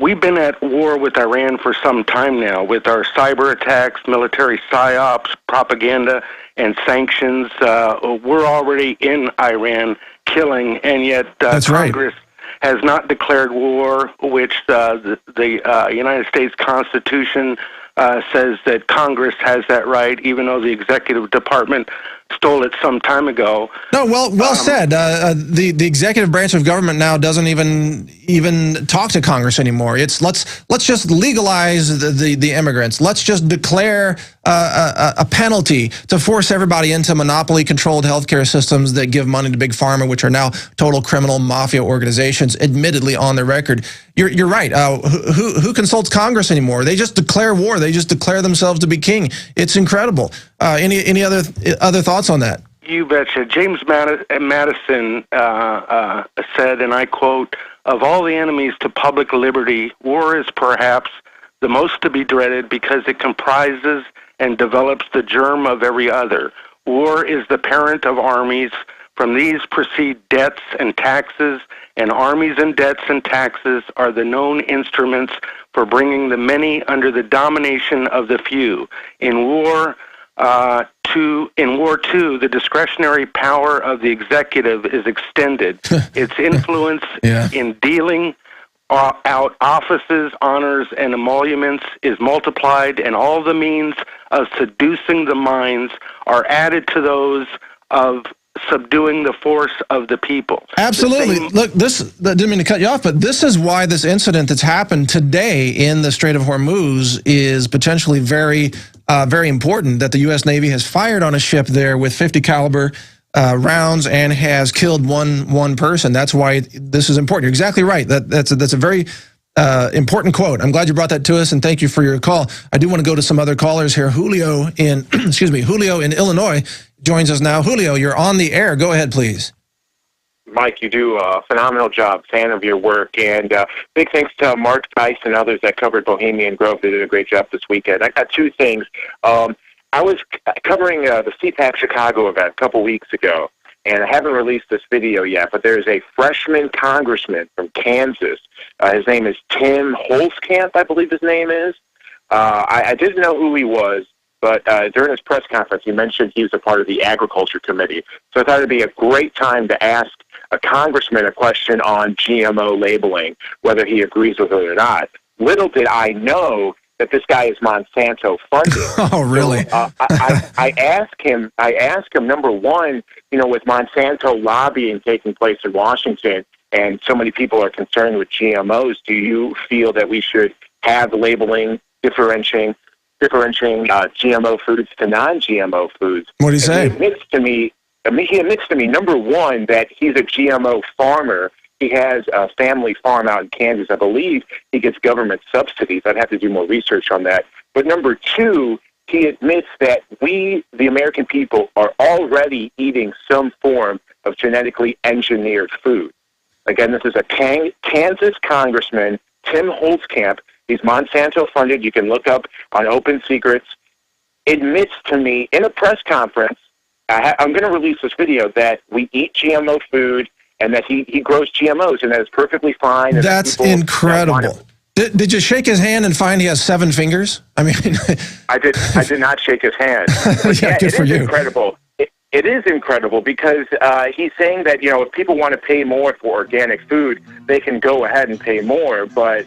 Again, we eat genetically engineered food already, and there's no harm to it. Oh, that's incredible. But what an admission that it's already infiltrated the entire food supply, and that genetic pollution has already taken place, and he's going to continue to pollute our nation with his own crops as a farmer and try to represent the people, even while he's growing corporate property, intellectual property seeds. Give me a break. Great call, though. I'm glad you brought that up. A lot more straight ahead. Stay with us. Calls, and I got to say, I really love the callers onto this show because they're so well informed. They really get it. They bring great ideas, lots of innovation out there. And before we go to more calls, just very quickly, in the next hour, we've got Alex Jones with his Ask Alex segment. That's coming up. And also, I'll be back tomorrow hosting yet again with some really groundbreaking info. We've got a whistleblower inside a major global pharmaceutical company that's going to go public with some very eye-opening information about what happens behind the scenes. in the mafia pharmaceutical industry, which we know is, well, led by criminals. That's just a matter of public record now, actually, with these settlements that have been taking place. But let's go to some more calls. We've got David in Georgia on the line. David, thanks for joining us. Go ahead, please. Yes, sir. How are you, Mike? Hi, I'm doing great, David. Everything going all right with you? Yes, good. I've been awake since the 60s, and in the 70s I read None Dare Call It Conspiracy, and in that book it says that, well, now I've lost my train of thought. Anyway, well, that's a good book, if we lose our Second Amendment rights, the rest of our rights will fall like they have fell in a well. Absolutely, yeah. We have to keep it from happening. I completely don't know how we can do it, but we need to organize something to stop this. Completely agree with you there, David. You're absolutely right. The Second Amendment is what makes all the other amendments possible, because without the Second, I mean, even with the Second still in place, the government is trying to take away the Fourth, the Fifth, the First, of course. I mean, everything, you name it, they're trying to take it away. Very good point there from David. This is why we have to resist that UN treaty effort and support those who would, you know, honor the Constitution, honor the Founding Fathers. What's so hard about that? The Bill of Rights. Let's go to Chris in Oklahoma. Chris, you're on the air on the Alex Jones Show. Thanks for joining us. Hey, Hells Ranger, how's it been? Good. It's good here, man. How about yourself? Oh, pretty good, pretty good. I was with the 45th Infantry Brigade and Delta Company, 1st of the 279, 2nd Platoon. During Hurricane Katrina, I'm kind of calling it in on yesterday's subject. I'm sorry about that. It's all right. But I don't. It's just I've always wanted to get a hold of you guys and kind of get the word out there for those that still have that slight hesitation in the back of their head that gun confiscation can't and won't happen here. It already has. And I was only 21 years old, just really gung-ho, really dedicated to the Army, especially to the infantry. And I did whatever I was told. And what did they ask you to do? The first thing we did was we got a 3-week, a book full of 3-week-old 911 phone calls, right? And then we had to go around and answering all the phone calls. So we were like cadaver dogs for about 3 weeks. And in between them, we would run night missions. And here's the thing. A lot of people may think that they'll see this on the news or they'll have time to get ready when the crap hits the fan or whatever. It's just, it's a truck, you know what I mean? It's a group of trucks. They pull up, they stack right on your home, as we did, and we broke entry. Yeah, we would yell out, Oklahoma Army National Guard, is anybody in need of assistance? But that's as we were booting in the door. But wait a minute, it sounds like you weren't part of the Oklahoma National Guard. I mean, you were U.S. military. Yeah, I was activated.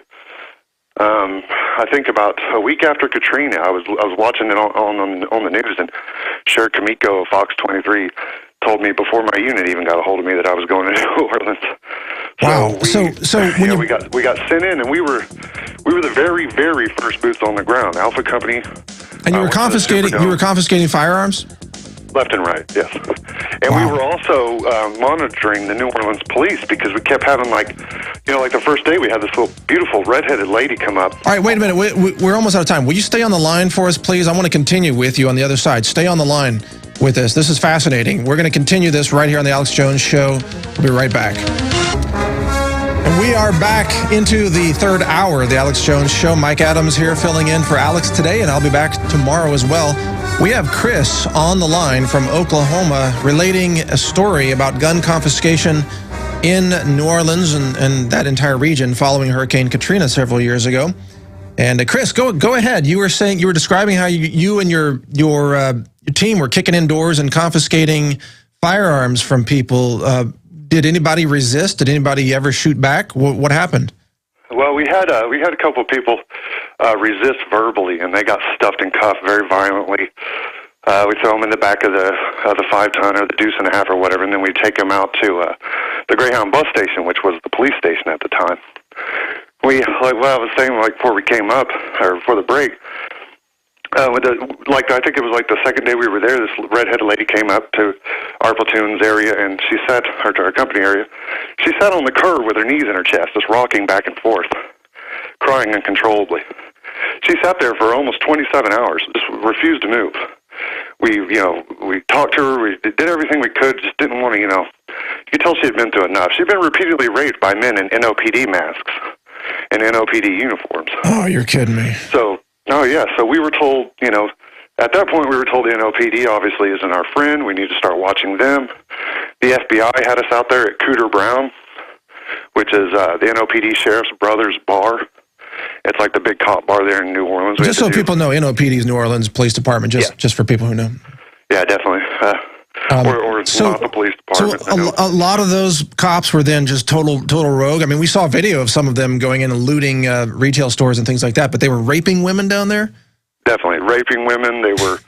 we got two separate women that came to our company alone, and when I was there, I met cats from the California Guard, Indiana Guard, you name it, everybody was... And... But how it was just a free for all.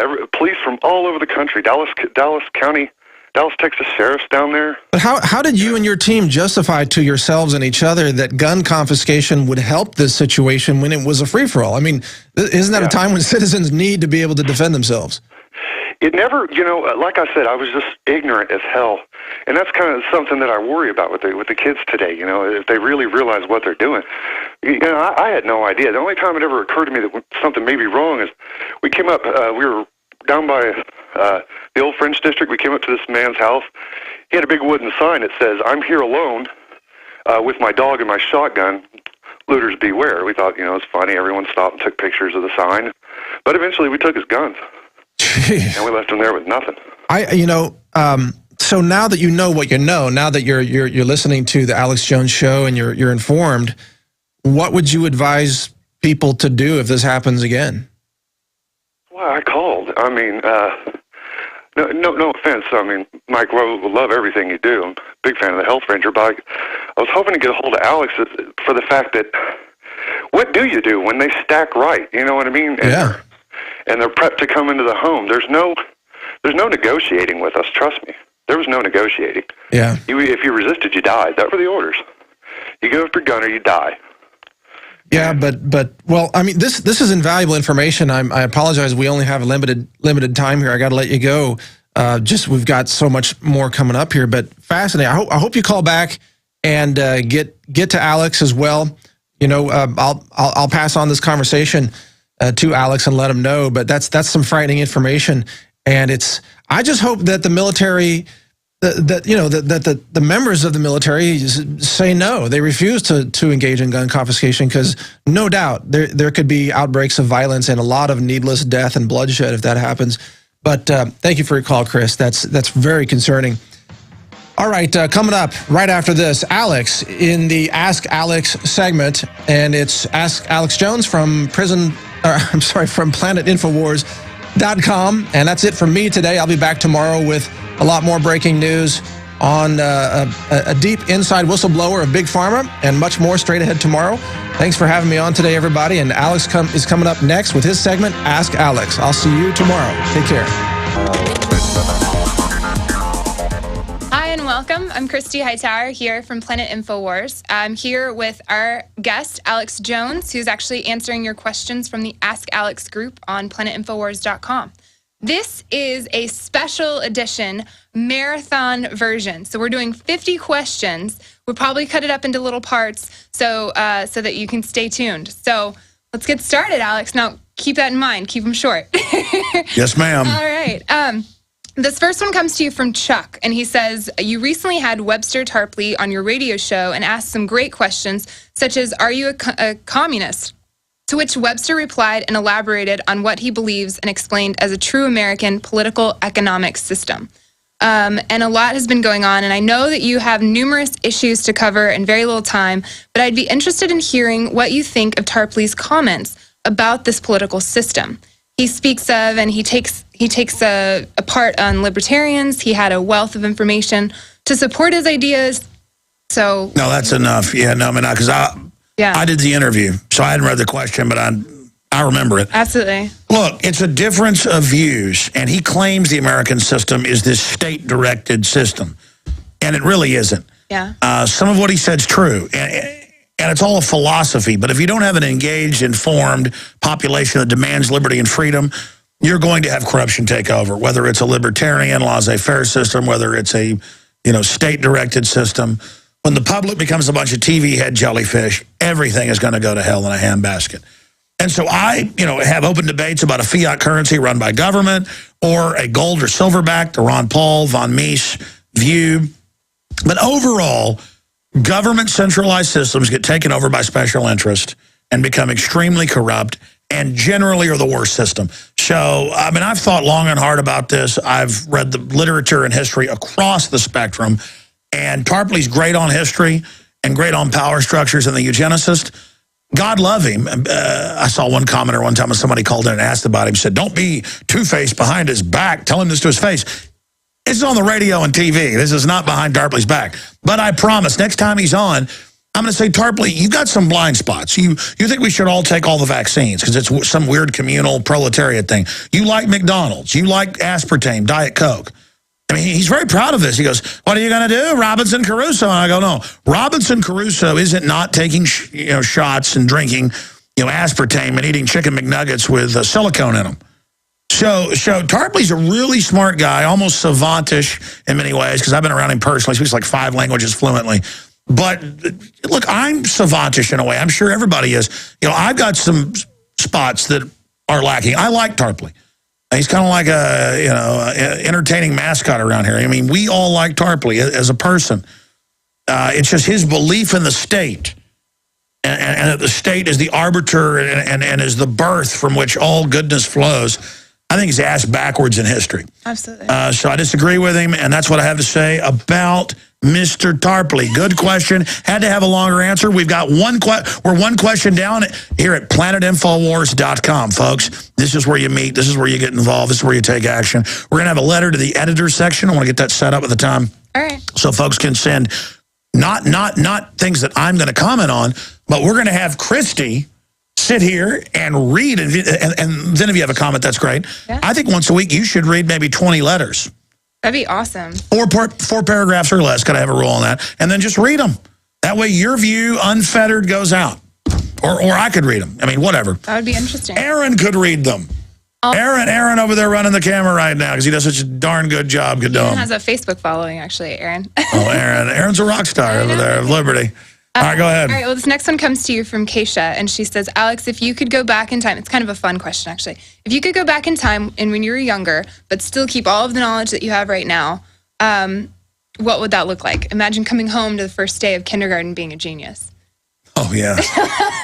Don't we all wish for that? I don't say I'm a genius now. I've often thought, I think everybody's thought of, think all the mistakes I made. What if I knew all that? Gosh. Back then. And I think that's where listening to your parents comes from. But we almost genetically are designed to want to get out of the nest, start our own hut, get out of the system. And our parents are telling us things and we're like not listening to them. So there's 3 ways to learn, I guess. There's by revelation, where it just beamed into your head. There's by experience, and there's by being taught. And experience is a great teacher because you really remember it. But it would be better for young folks out there, even if your old man or mom aren't perfect, they care about you. They're going to give you some overall advice that's good. So it's best to not, detest them because in a way you're detesting yourself. And so, boy, I wish I knew. Is there a day you want back then what I know now? What? Is there a particular day you would want to go back to, like that you think about? I wish that when some bully started to fight with me, that I just learned to back down when I could, because it was just pointless. I like all those brain cells I'm missing from having my head slammed in the concrete and going to jail and stuff like that. I would have been less confrontational. But in a way, again, that's catch-22 because I wouldn't be who I am today if I hadn't grown up where I did in Dallas and seen the things I saw. So whatever. There's no going back unless you try to teach your children what you've gone through. But they haven't experienced it yet, so they're not going to listen. Right. Later you're like, oh, Dad, Mom, you were sure right about that. Man, I wish I'd listened to you. That's the older you get, the more right your parents get. It's kind of scary, actually. Yeah. All right, well, this next one comes to you from Chris, and he says, Alex, a question. Are things so different here in the UK? One thing I've noticed from campaigning in the UK is that the US campaigning is so much more vitriolic. Do you feel you need a louder voice in the U.S. to get noticed, or is it just plain wrong? Is that wrong? Well, I mean, you can do stunts in the media to get noticed, but I've noticed we've inadvertently done stunts before where it's the right thing the media picks up, but then they still control the message. It's like you put out something that they're ready to pick up and make big. It's because they can spin it to their advantage. Right. So I've never really been calculating about what I do. You know, it's more of, I think this is important. This is what I'm thinking, feeling. I'd like to impart this. And some of it resonates with people, some of it doesn't. So it is what it is. That's why it's important with things like planetinfowars.com that people get together there, start their own campaigns, get involved, meet others, because there are people watching out there right now who are smarter than I am, more eloquent than I am, more informed, who've had life experiences that are going to be, you know, bring pieces of the puzzle that I can't cover. That's why I'm trying to hire all these great reporters and bring in other graphics people and expend the capital I've accrued to try to really go to the next level, because I realize this is a very important position we're in.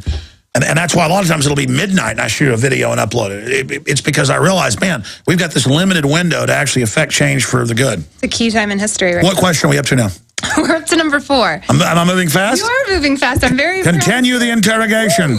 Here it goes. This is actually from user Tofu, clever username. I'm a former active duty Marine. I live in Okinawa, Japan, and I listen to your show every day over and over, the rebroadcast and all of that. I believe in you, Alex. So I've woken up a few friends, and they listen to me like you do. When I go on airbase, they scan our civilian ID cards, and I'm a prepper. But my friends think I'm a kook, which I thought was kind of cute language. Do you think things would become bad for American citizens living abroad like me? Statistically, in a world financial collapse that's designed to bring in world government, it will be worse to be in areas where you're not indigenous, just because you don't fit in, you don't blend in with the culture. When things get rough, you'll be the first person gets turned on. I don't want to geographically say something about, you know, an island off Japan, because you know more about that area than I do because you live there.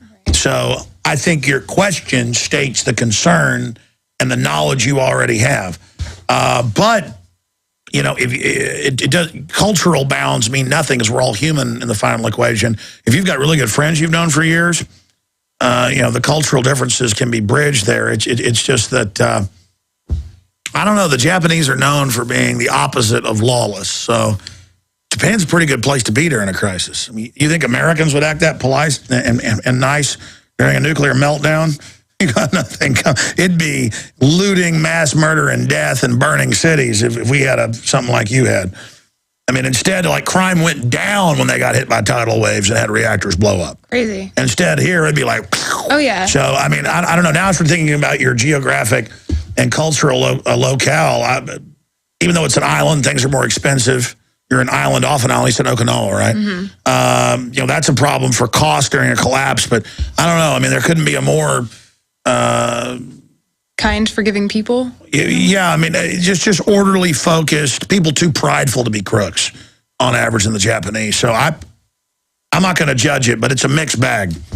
All right, this next one comes to you from Noah, and he says, is there any proof that British Labour Party politicians, John Smith and Robin Cook, were assassinated by associates of Tony Blair? I think that kind of alludes to it. Yeah, there's overwhelming evidence that happened. People can look into it. When they would come out and say Al-Qaeda's fake, the government runs it, boom, you'd have a heart attack next day. So, yeah, no, I mean, they kill people all the time. I mean, you had Dr. David Kelly said, they've told me I'll be killed and found in the woods if I tell you, but it's all fake. There's no WMDs. And then a guy walking his dog sees 5 guys in black uniforms leaving the body, running away. The wrists are slit, no blood at the scene. Then they say he took pills and died, but 2 undissolved pills were in his stomach. This one comes to you from, forgive me if I can't say it right, Vitham, I think. Alex, I've heard you mention some things about Ronald Reagan's assassination attempt and the medical care he received afterwards that somehow diminished his mental capacity. I've been unable to find anything else on this. Could you expand on the topic a bit? Maybe provide a resource material? Well, here's the good news and the bad news. I'm not looking at these questions beforehand. Sometimes she'll ask me a question about one of them because she wants to know before we go to them.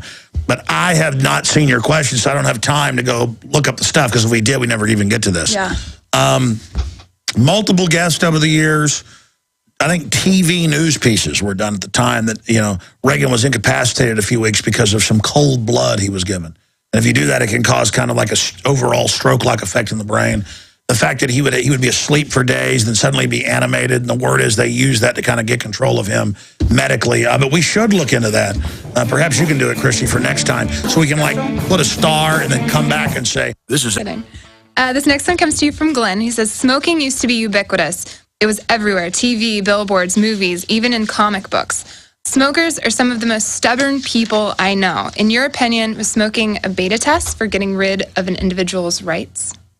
Yes, it is. I mean, it was Edward Bernays and other propagandists that helped sell that, be radical, be a feminist, smoke cigarettes in the 20s and 30s, liberty torches. And then the system decided, for whatever reason, okay, well, we can kill them through vaccines and GMO. Let's have the test to ban something that people know is unhealthy. And the next, it's popcorn, milk products, and soft drinks and salt. Now, not in New York, but spreading all over. So it's kind of a globalist system where they try to get standardized laws all over the world. And yes, it was undoubtedly a beta test. I mean, they're one of the oldest men in the world, over 105 years old, smokes a pack of cigarettes every day. I'm not saying it's good. Genetically, some people can handle it. Other people, it's a death warrant. Not a good idea to be pulling a bunch of dirty smoke. It's not just the tobacco. They had hundreds of chemicals in those things to make them more addictive, to make you smoke more. Oh, yeah. The weird thing is I've always smoked on and off, cigars, cigarettes, you name it. I'm a big tobacco guy. But one time for 6 years I quit, where suddenly it stunk and I didn't like it. And finally, again, about a year ago, I quit, and now it stinks and it's horrible. I have no desire for it. So it's like, thank God I actually prayed to get me off those things, and it happened, because now when I smell somebody smoking a cigarette, it makes me want to throw up. And I used to wonder why I'd be outside a restaurant or something smoking a cigarette, and people walk by and go, oh, we got to smell your smoke. I'd get mad at them. But now I really get it. It's like, as I smell it, it just smells like... It's interesting what knowledge does to you, too. I mean, the more you learn about how bad something is, you like cultivate this desire to really get rid of it. I mean, the idea of like what it does to your lungs or how it affects your body. Oh, it's also, you know how many radioactive isotopes are in it? Oh, I didn't even know this, but like somehow it's strange. The tobacco puts, it's weird. People can look it up. It sounds crazy. But I had, during Fukushima, I'd already quit smoking, so it's over a year now, but I had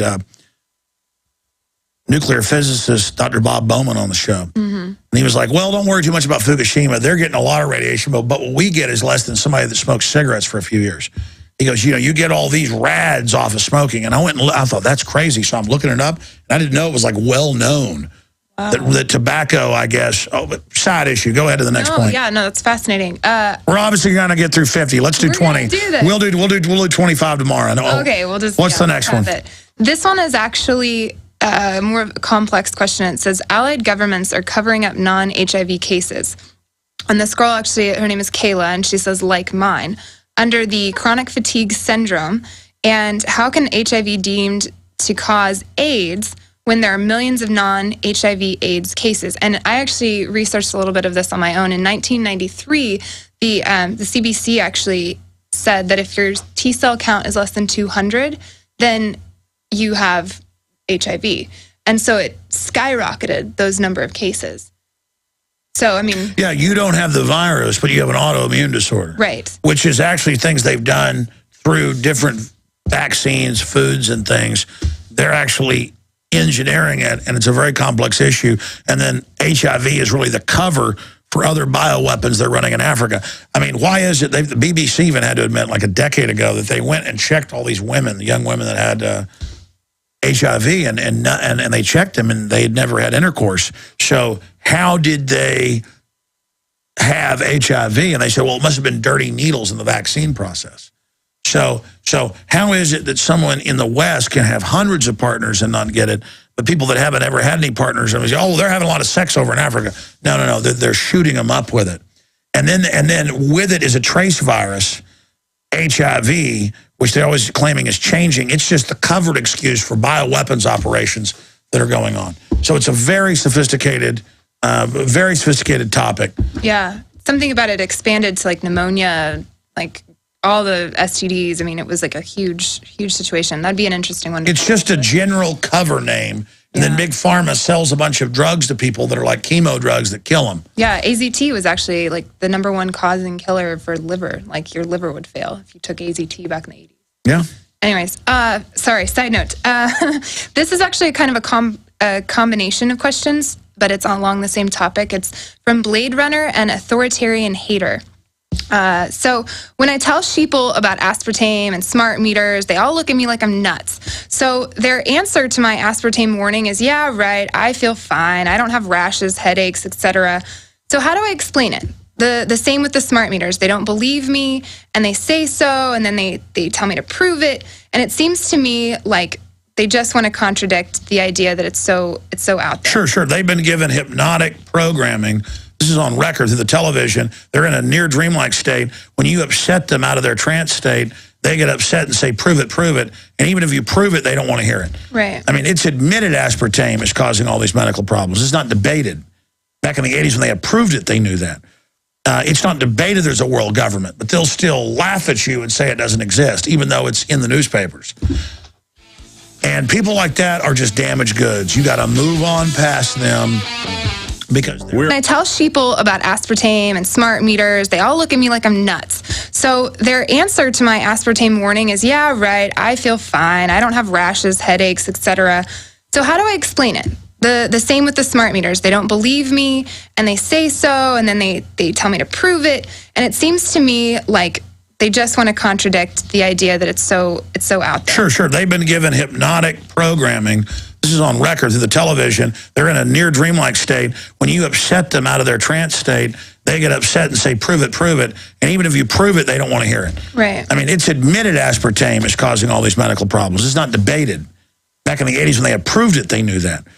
It's not debated there's a world government, but they'll still laugh at you and say it doesn't exist, even though it's in the newspapers. And people like that are just damaged goods. You got to move on past them because they're so afraid at a subconscious level, and they've been so programmed, they're going to put up a defense. It's like an obsessive, compulsive thing. And a lot of them think you're showing off when you try to warn them, because they would never try to warn anybody. They've got such a low self-image that they don't care about warning others. So they think you're showing off to them and like they're pathetic.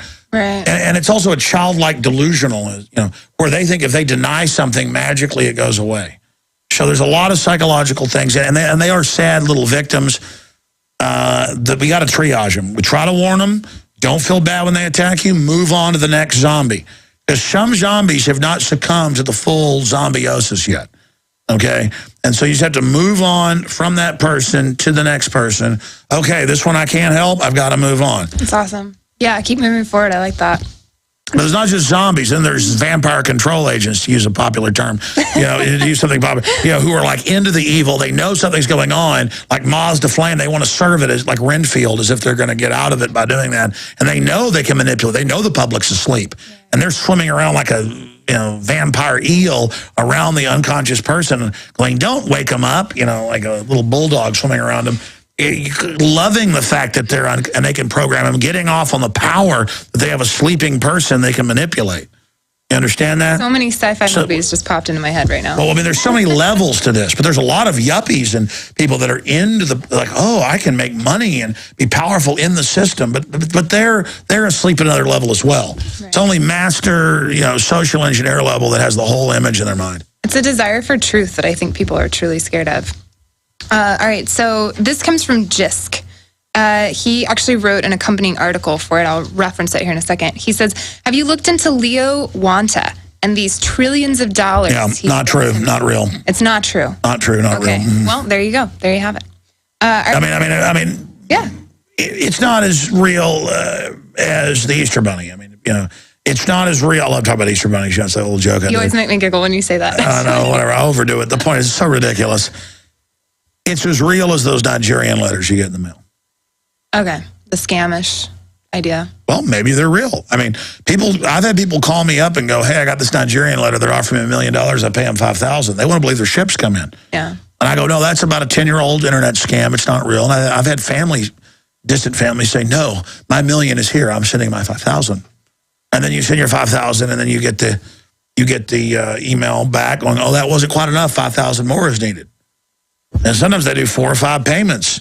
And you know who they're angry at after they get ripped off? You, for telling them the truth. They're not angry at the Nigerian scammer because they always get an email that Prince Habib got arrested. Of course. I mean, it wasn't that he couldn't pay. Prince Habib got arrested. People, once they're getting scammed, They just get deeper and deeper into the fraud. Yeah. I mean, and that's what they want. It's what they get. This next one comes to you from John, and he says, Alex, did you know that in the big re-education camp PDF that you discovered weeks ago, there was a section where they talk about the Army squatting community centers? Can you clarify what a FEMA DRC, Disaster Recovery Center, actually is? There's actually one located near me. Well, again, there are real disasters. There's real reasons for this. So they kind of cluster real issues of hurricanes, earthquakes within it. That's part of it. And then it just has takeover of local government, gun confiscation. It's all, so there's some legitimate functions, and that's how they always sell it. Kind of like the Army does Jaws of Life for car wrecks. Like, well, are you against the Army being here? They're just helping this poor man. Yeah. Are you against the Air Force spraying mosquitoes in Florida? That's our military getting the job done. So there's just this mission creep where it's just an acclamation, and they do things that they think are going to be popular up front. So the troops feel good being in the community. Right. The troops being brainwashed too. So it's just a conditioning process for the police, the military, the public. We're all in the same boat. Yeah. Well, this next one actually comes to you from Freedom Angel. What do you know about Project Athena? How come Catherine Albrecht never talked about it being from MIT, as she had some dealings with them? I have no idea. You'll have to look into this. I have. Okay, we'll star that question. Yeah, I have not. Might as well ask me about Lucky Charms or something. Sometimes they jump over the rainbow. Yeah, no, I mean, all that was Greek. All right. Well, this next one comes to you from Tori, and she says, why do some states like Texas have state guards, and how powerful are they in relation to the police departments, the regular military? Ooh, that's a good question. Yeah, you kind of touched on that today in today's show. I heard you say something about state police or something to that effect. So, well, I mean, I'm actually trying to work on a piece on this. It's funny that they asked that question. That's the original vestigial shadow of the state militia. Because all the state militia was, they demonized in the news, was a posse or a civil defense. So that if the sheriff who's elected needs a group of people for fires or for whatever, he can go around and find out, or she can go around and find out whoever they think's good and whoever's willing to get something done. Hey, you got bulldozers. There's fires coming this way. Get over here. Get on the radio. Get on local radio, TV. Back in the old days, ride on your horse. Hey, get down here. We need help. Get your buckets. The town's on fire. And so states have guards, and then they also have the National Guard. Originally, it was state guards, and they set up National Guard. It was under the governors. Now they basically federalized those where they're federal, so they're even getting rid of the state having its, quote, National Guard. And so it's really what's left of the militia. Awesome. That's actually really informative. The Mitstier E is this user. What do you think about Romney saying no congressional approval needed to bomb Iran?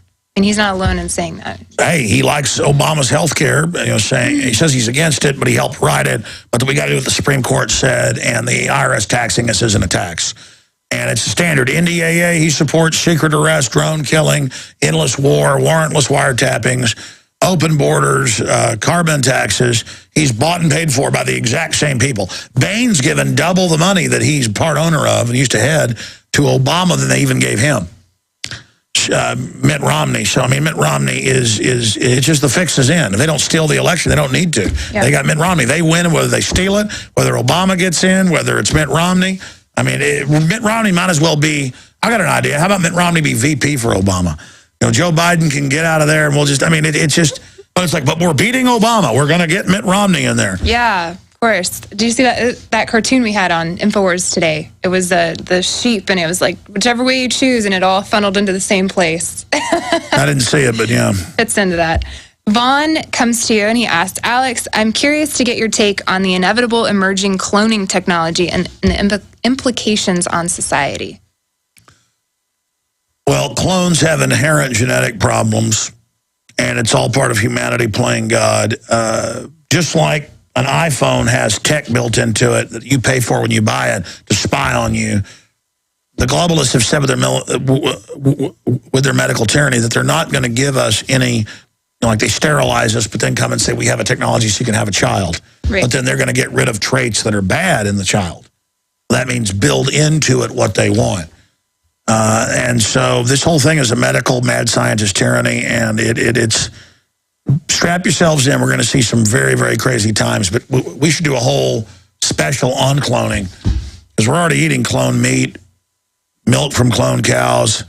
They're doing cross-species weird clones. I mean, the sky's the limit. We're living in, this planet is like a giant biological weapons experiment or something.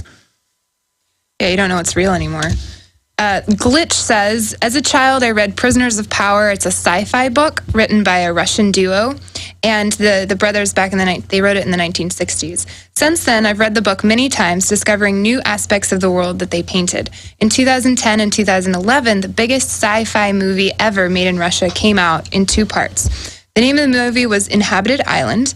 And essentially, the story parallels many of today's trends. So probably some of the most notable of them are radiation towers affecting people's minds, propaganda, brainwash, etc. So I'm not... Sorry, I kind of lost my question.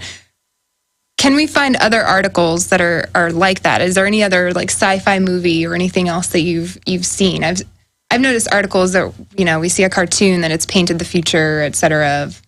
Yeah, I mean, all these movies and culture show a dystopia. It's like, just get ready for it. That's what happens. In the future, the government says how many kids you can have. In the future, you're going to be watched and controlled, because eugenicists developed most of the modern technologies we have. They steered them. They controlled them. The robber barons and royalty believed in all this, so they've built the culture we're in, and this is the world they're taking us to. I haven't seen that film or read that book, but it sounds intriguing. Yeah.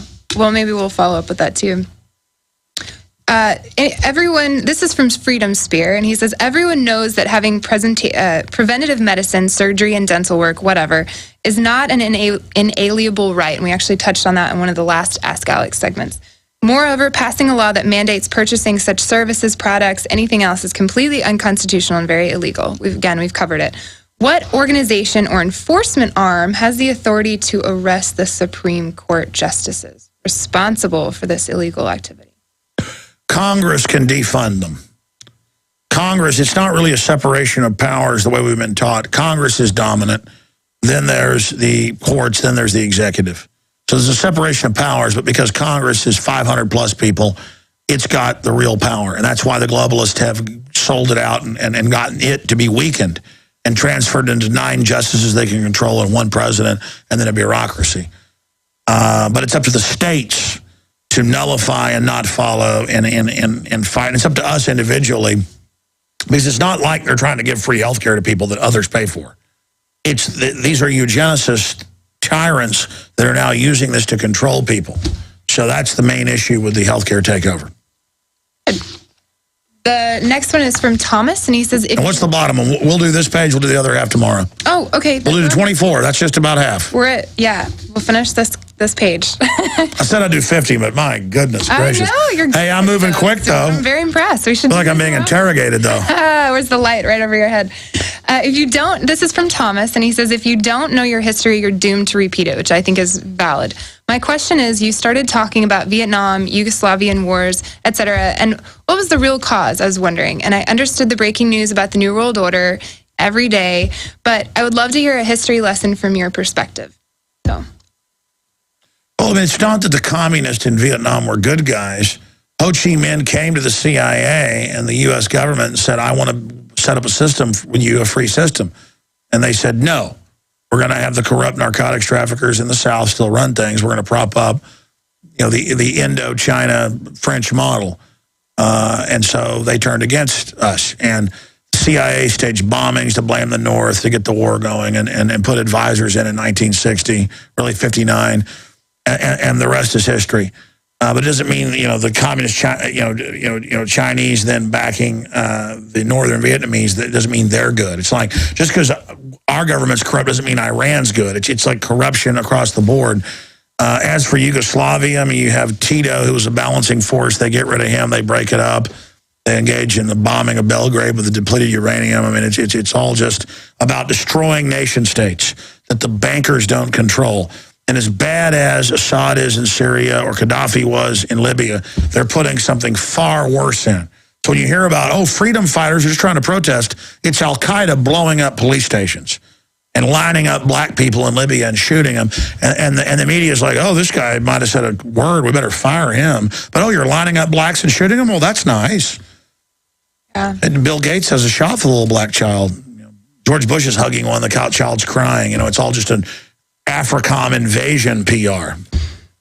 Yeah, they've done actually studies where the government has proven that, they had this skepticism of advertising working, and I studied a case study in college on it, and it was basically they went in with the idea that it doesn't work, but obviously they know it works, and that they show George Bush with little children, like you said, and things of that nature. Anyways, side note. But imagine how ridiculous it would be. It's a Christy rant right now. If I had a black child come in here and then shot a thing with me going, I mean, people will be like, my God, Alex, this is ridiculous. But then it's George Bush and the photos everywhere. Meanwhile, AFRICOM is running in, just slaughtering everybody, arming the dictators.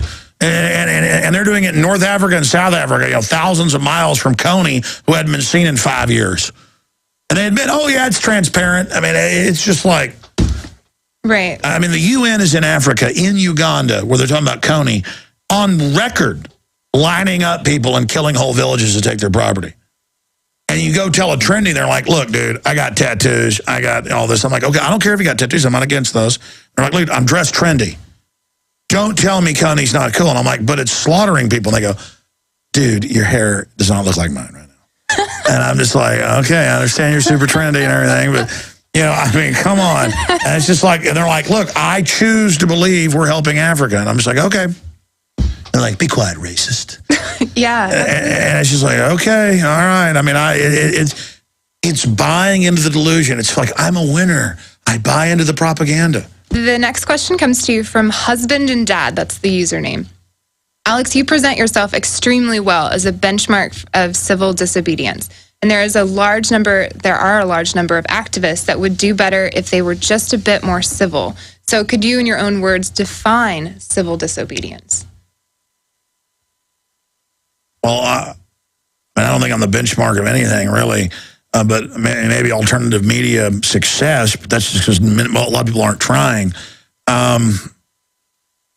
Civil disobedience just means you're not Molotov cocktailing the police station. Instead, you're saying no to things that are clearly wrong and kind of peacefully sabotaging the system and putting yourself against the machinery. Very succinct. I like that. Charles asks you, he says, Alex, my question is, could we abolish the Fed without the government's help, or is it impossible? Yes, just like people are abolishing GMO foods by demanding organic. Mm-hmm. And none of it's perfect, but there's a process there, voting with dollars. That's why they want to get a tyranny in, because they're scared if we just vote with our dollars and our actions and the little things we do, it's over for them. It's game over. Absolutely. And so... yes, if everybody started doing more barter, that's why they're attacking all these little farms and Amish and these community co-ops and things. It really scares them. Getting back to old-fashioned activities in any way. Women, men, learning how to make their own clothes. That's one of the biggest things scares the system. I say that because you said your mom made that nice coat you got. A jacket, work, sports jacket, whatever you call it. I mean, they're really scared of that. Just the idea of little things cuts into their monopoly. That's what they like... picture the New World Order as this giant box store that basically resorbs you or absorbs you. So what was the question? It was just, how to be civil disobedient. Yeah, that's it. Just. Oh, no, that was the last question. I'm so sorry.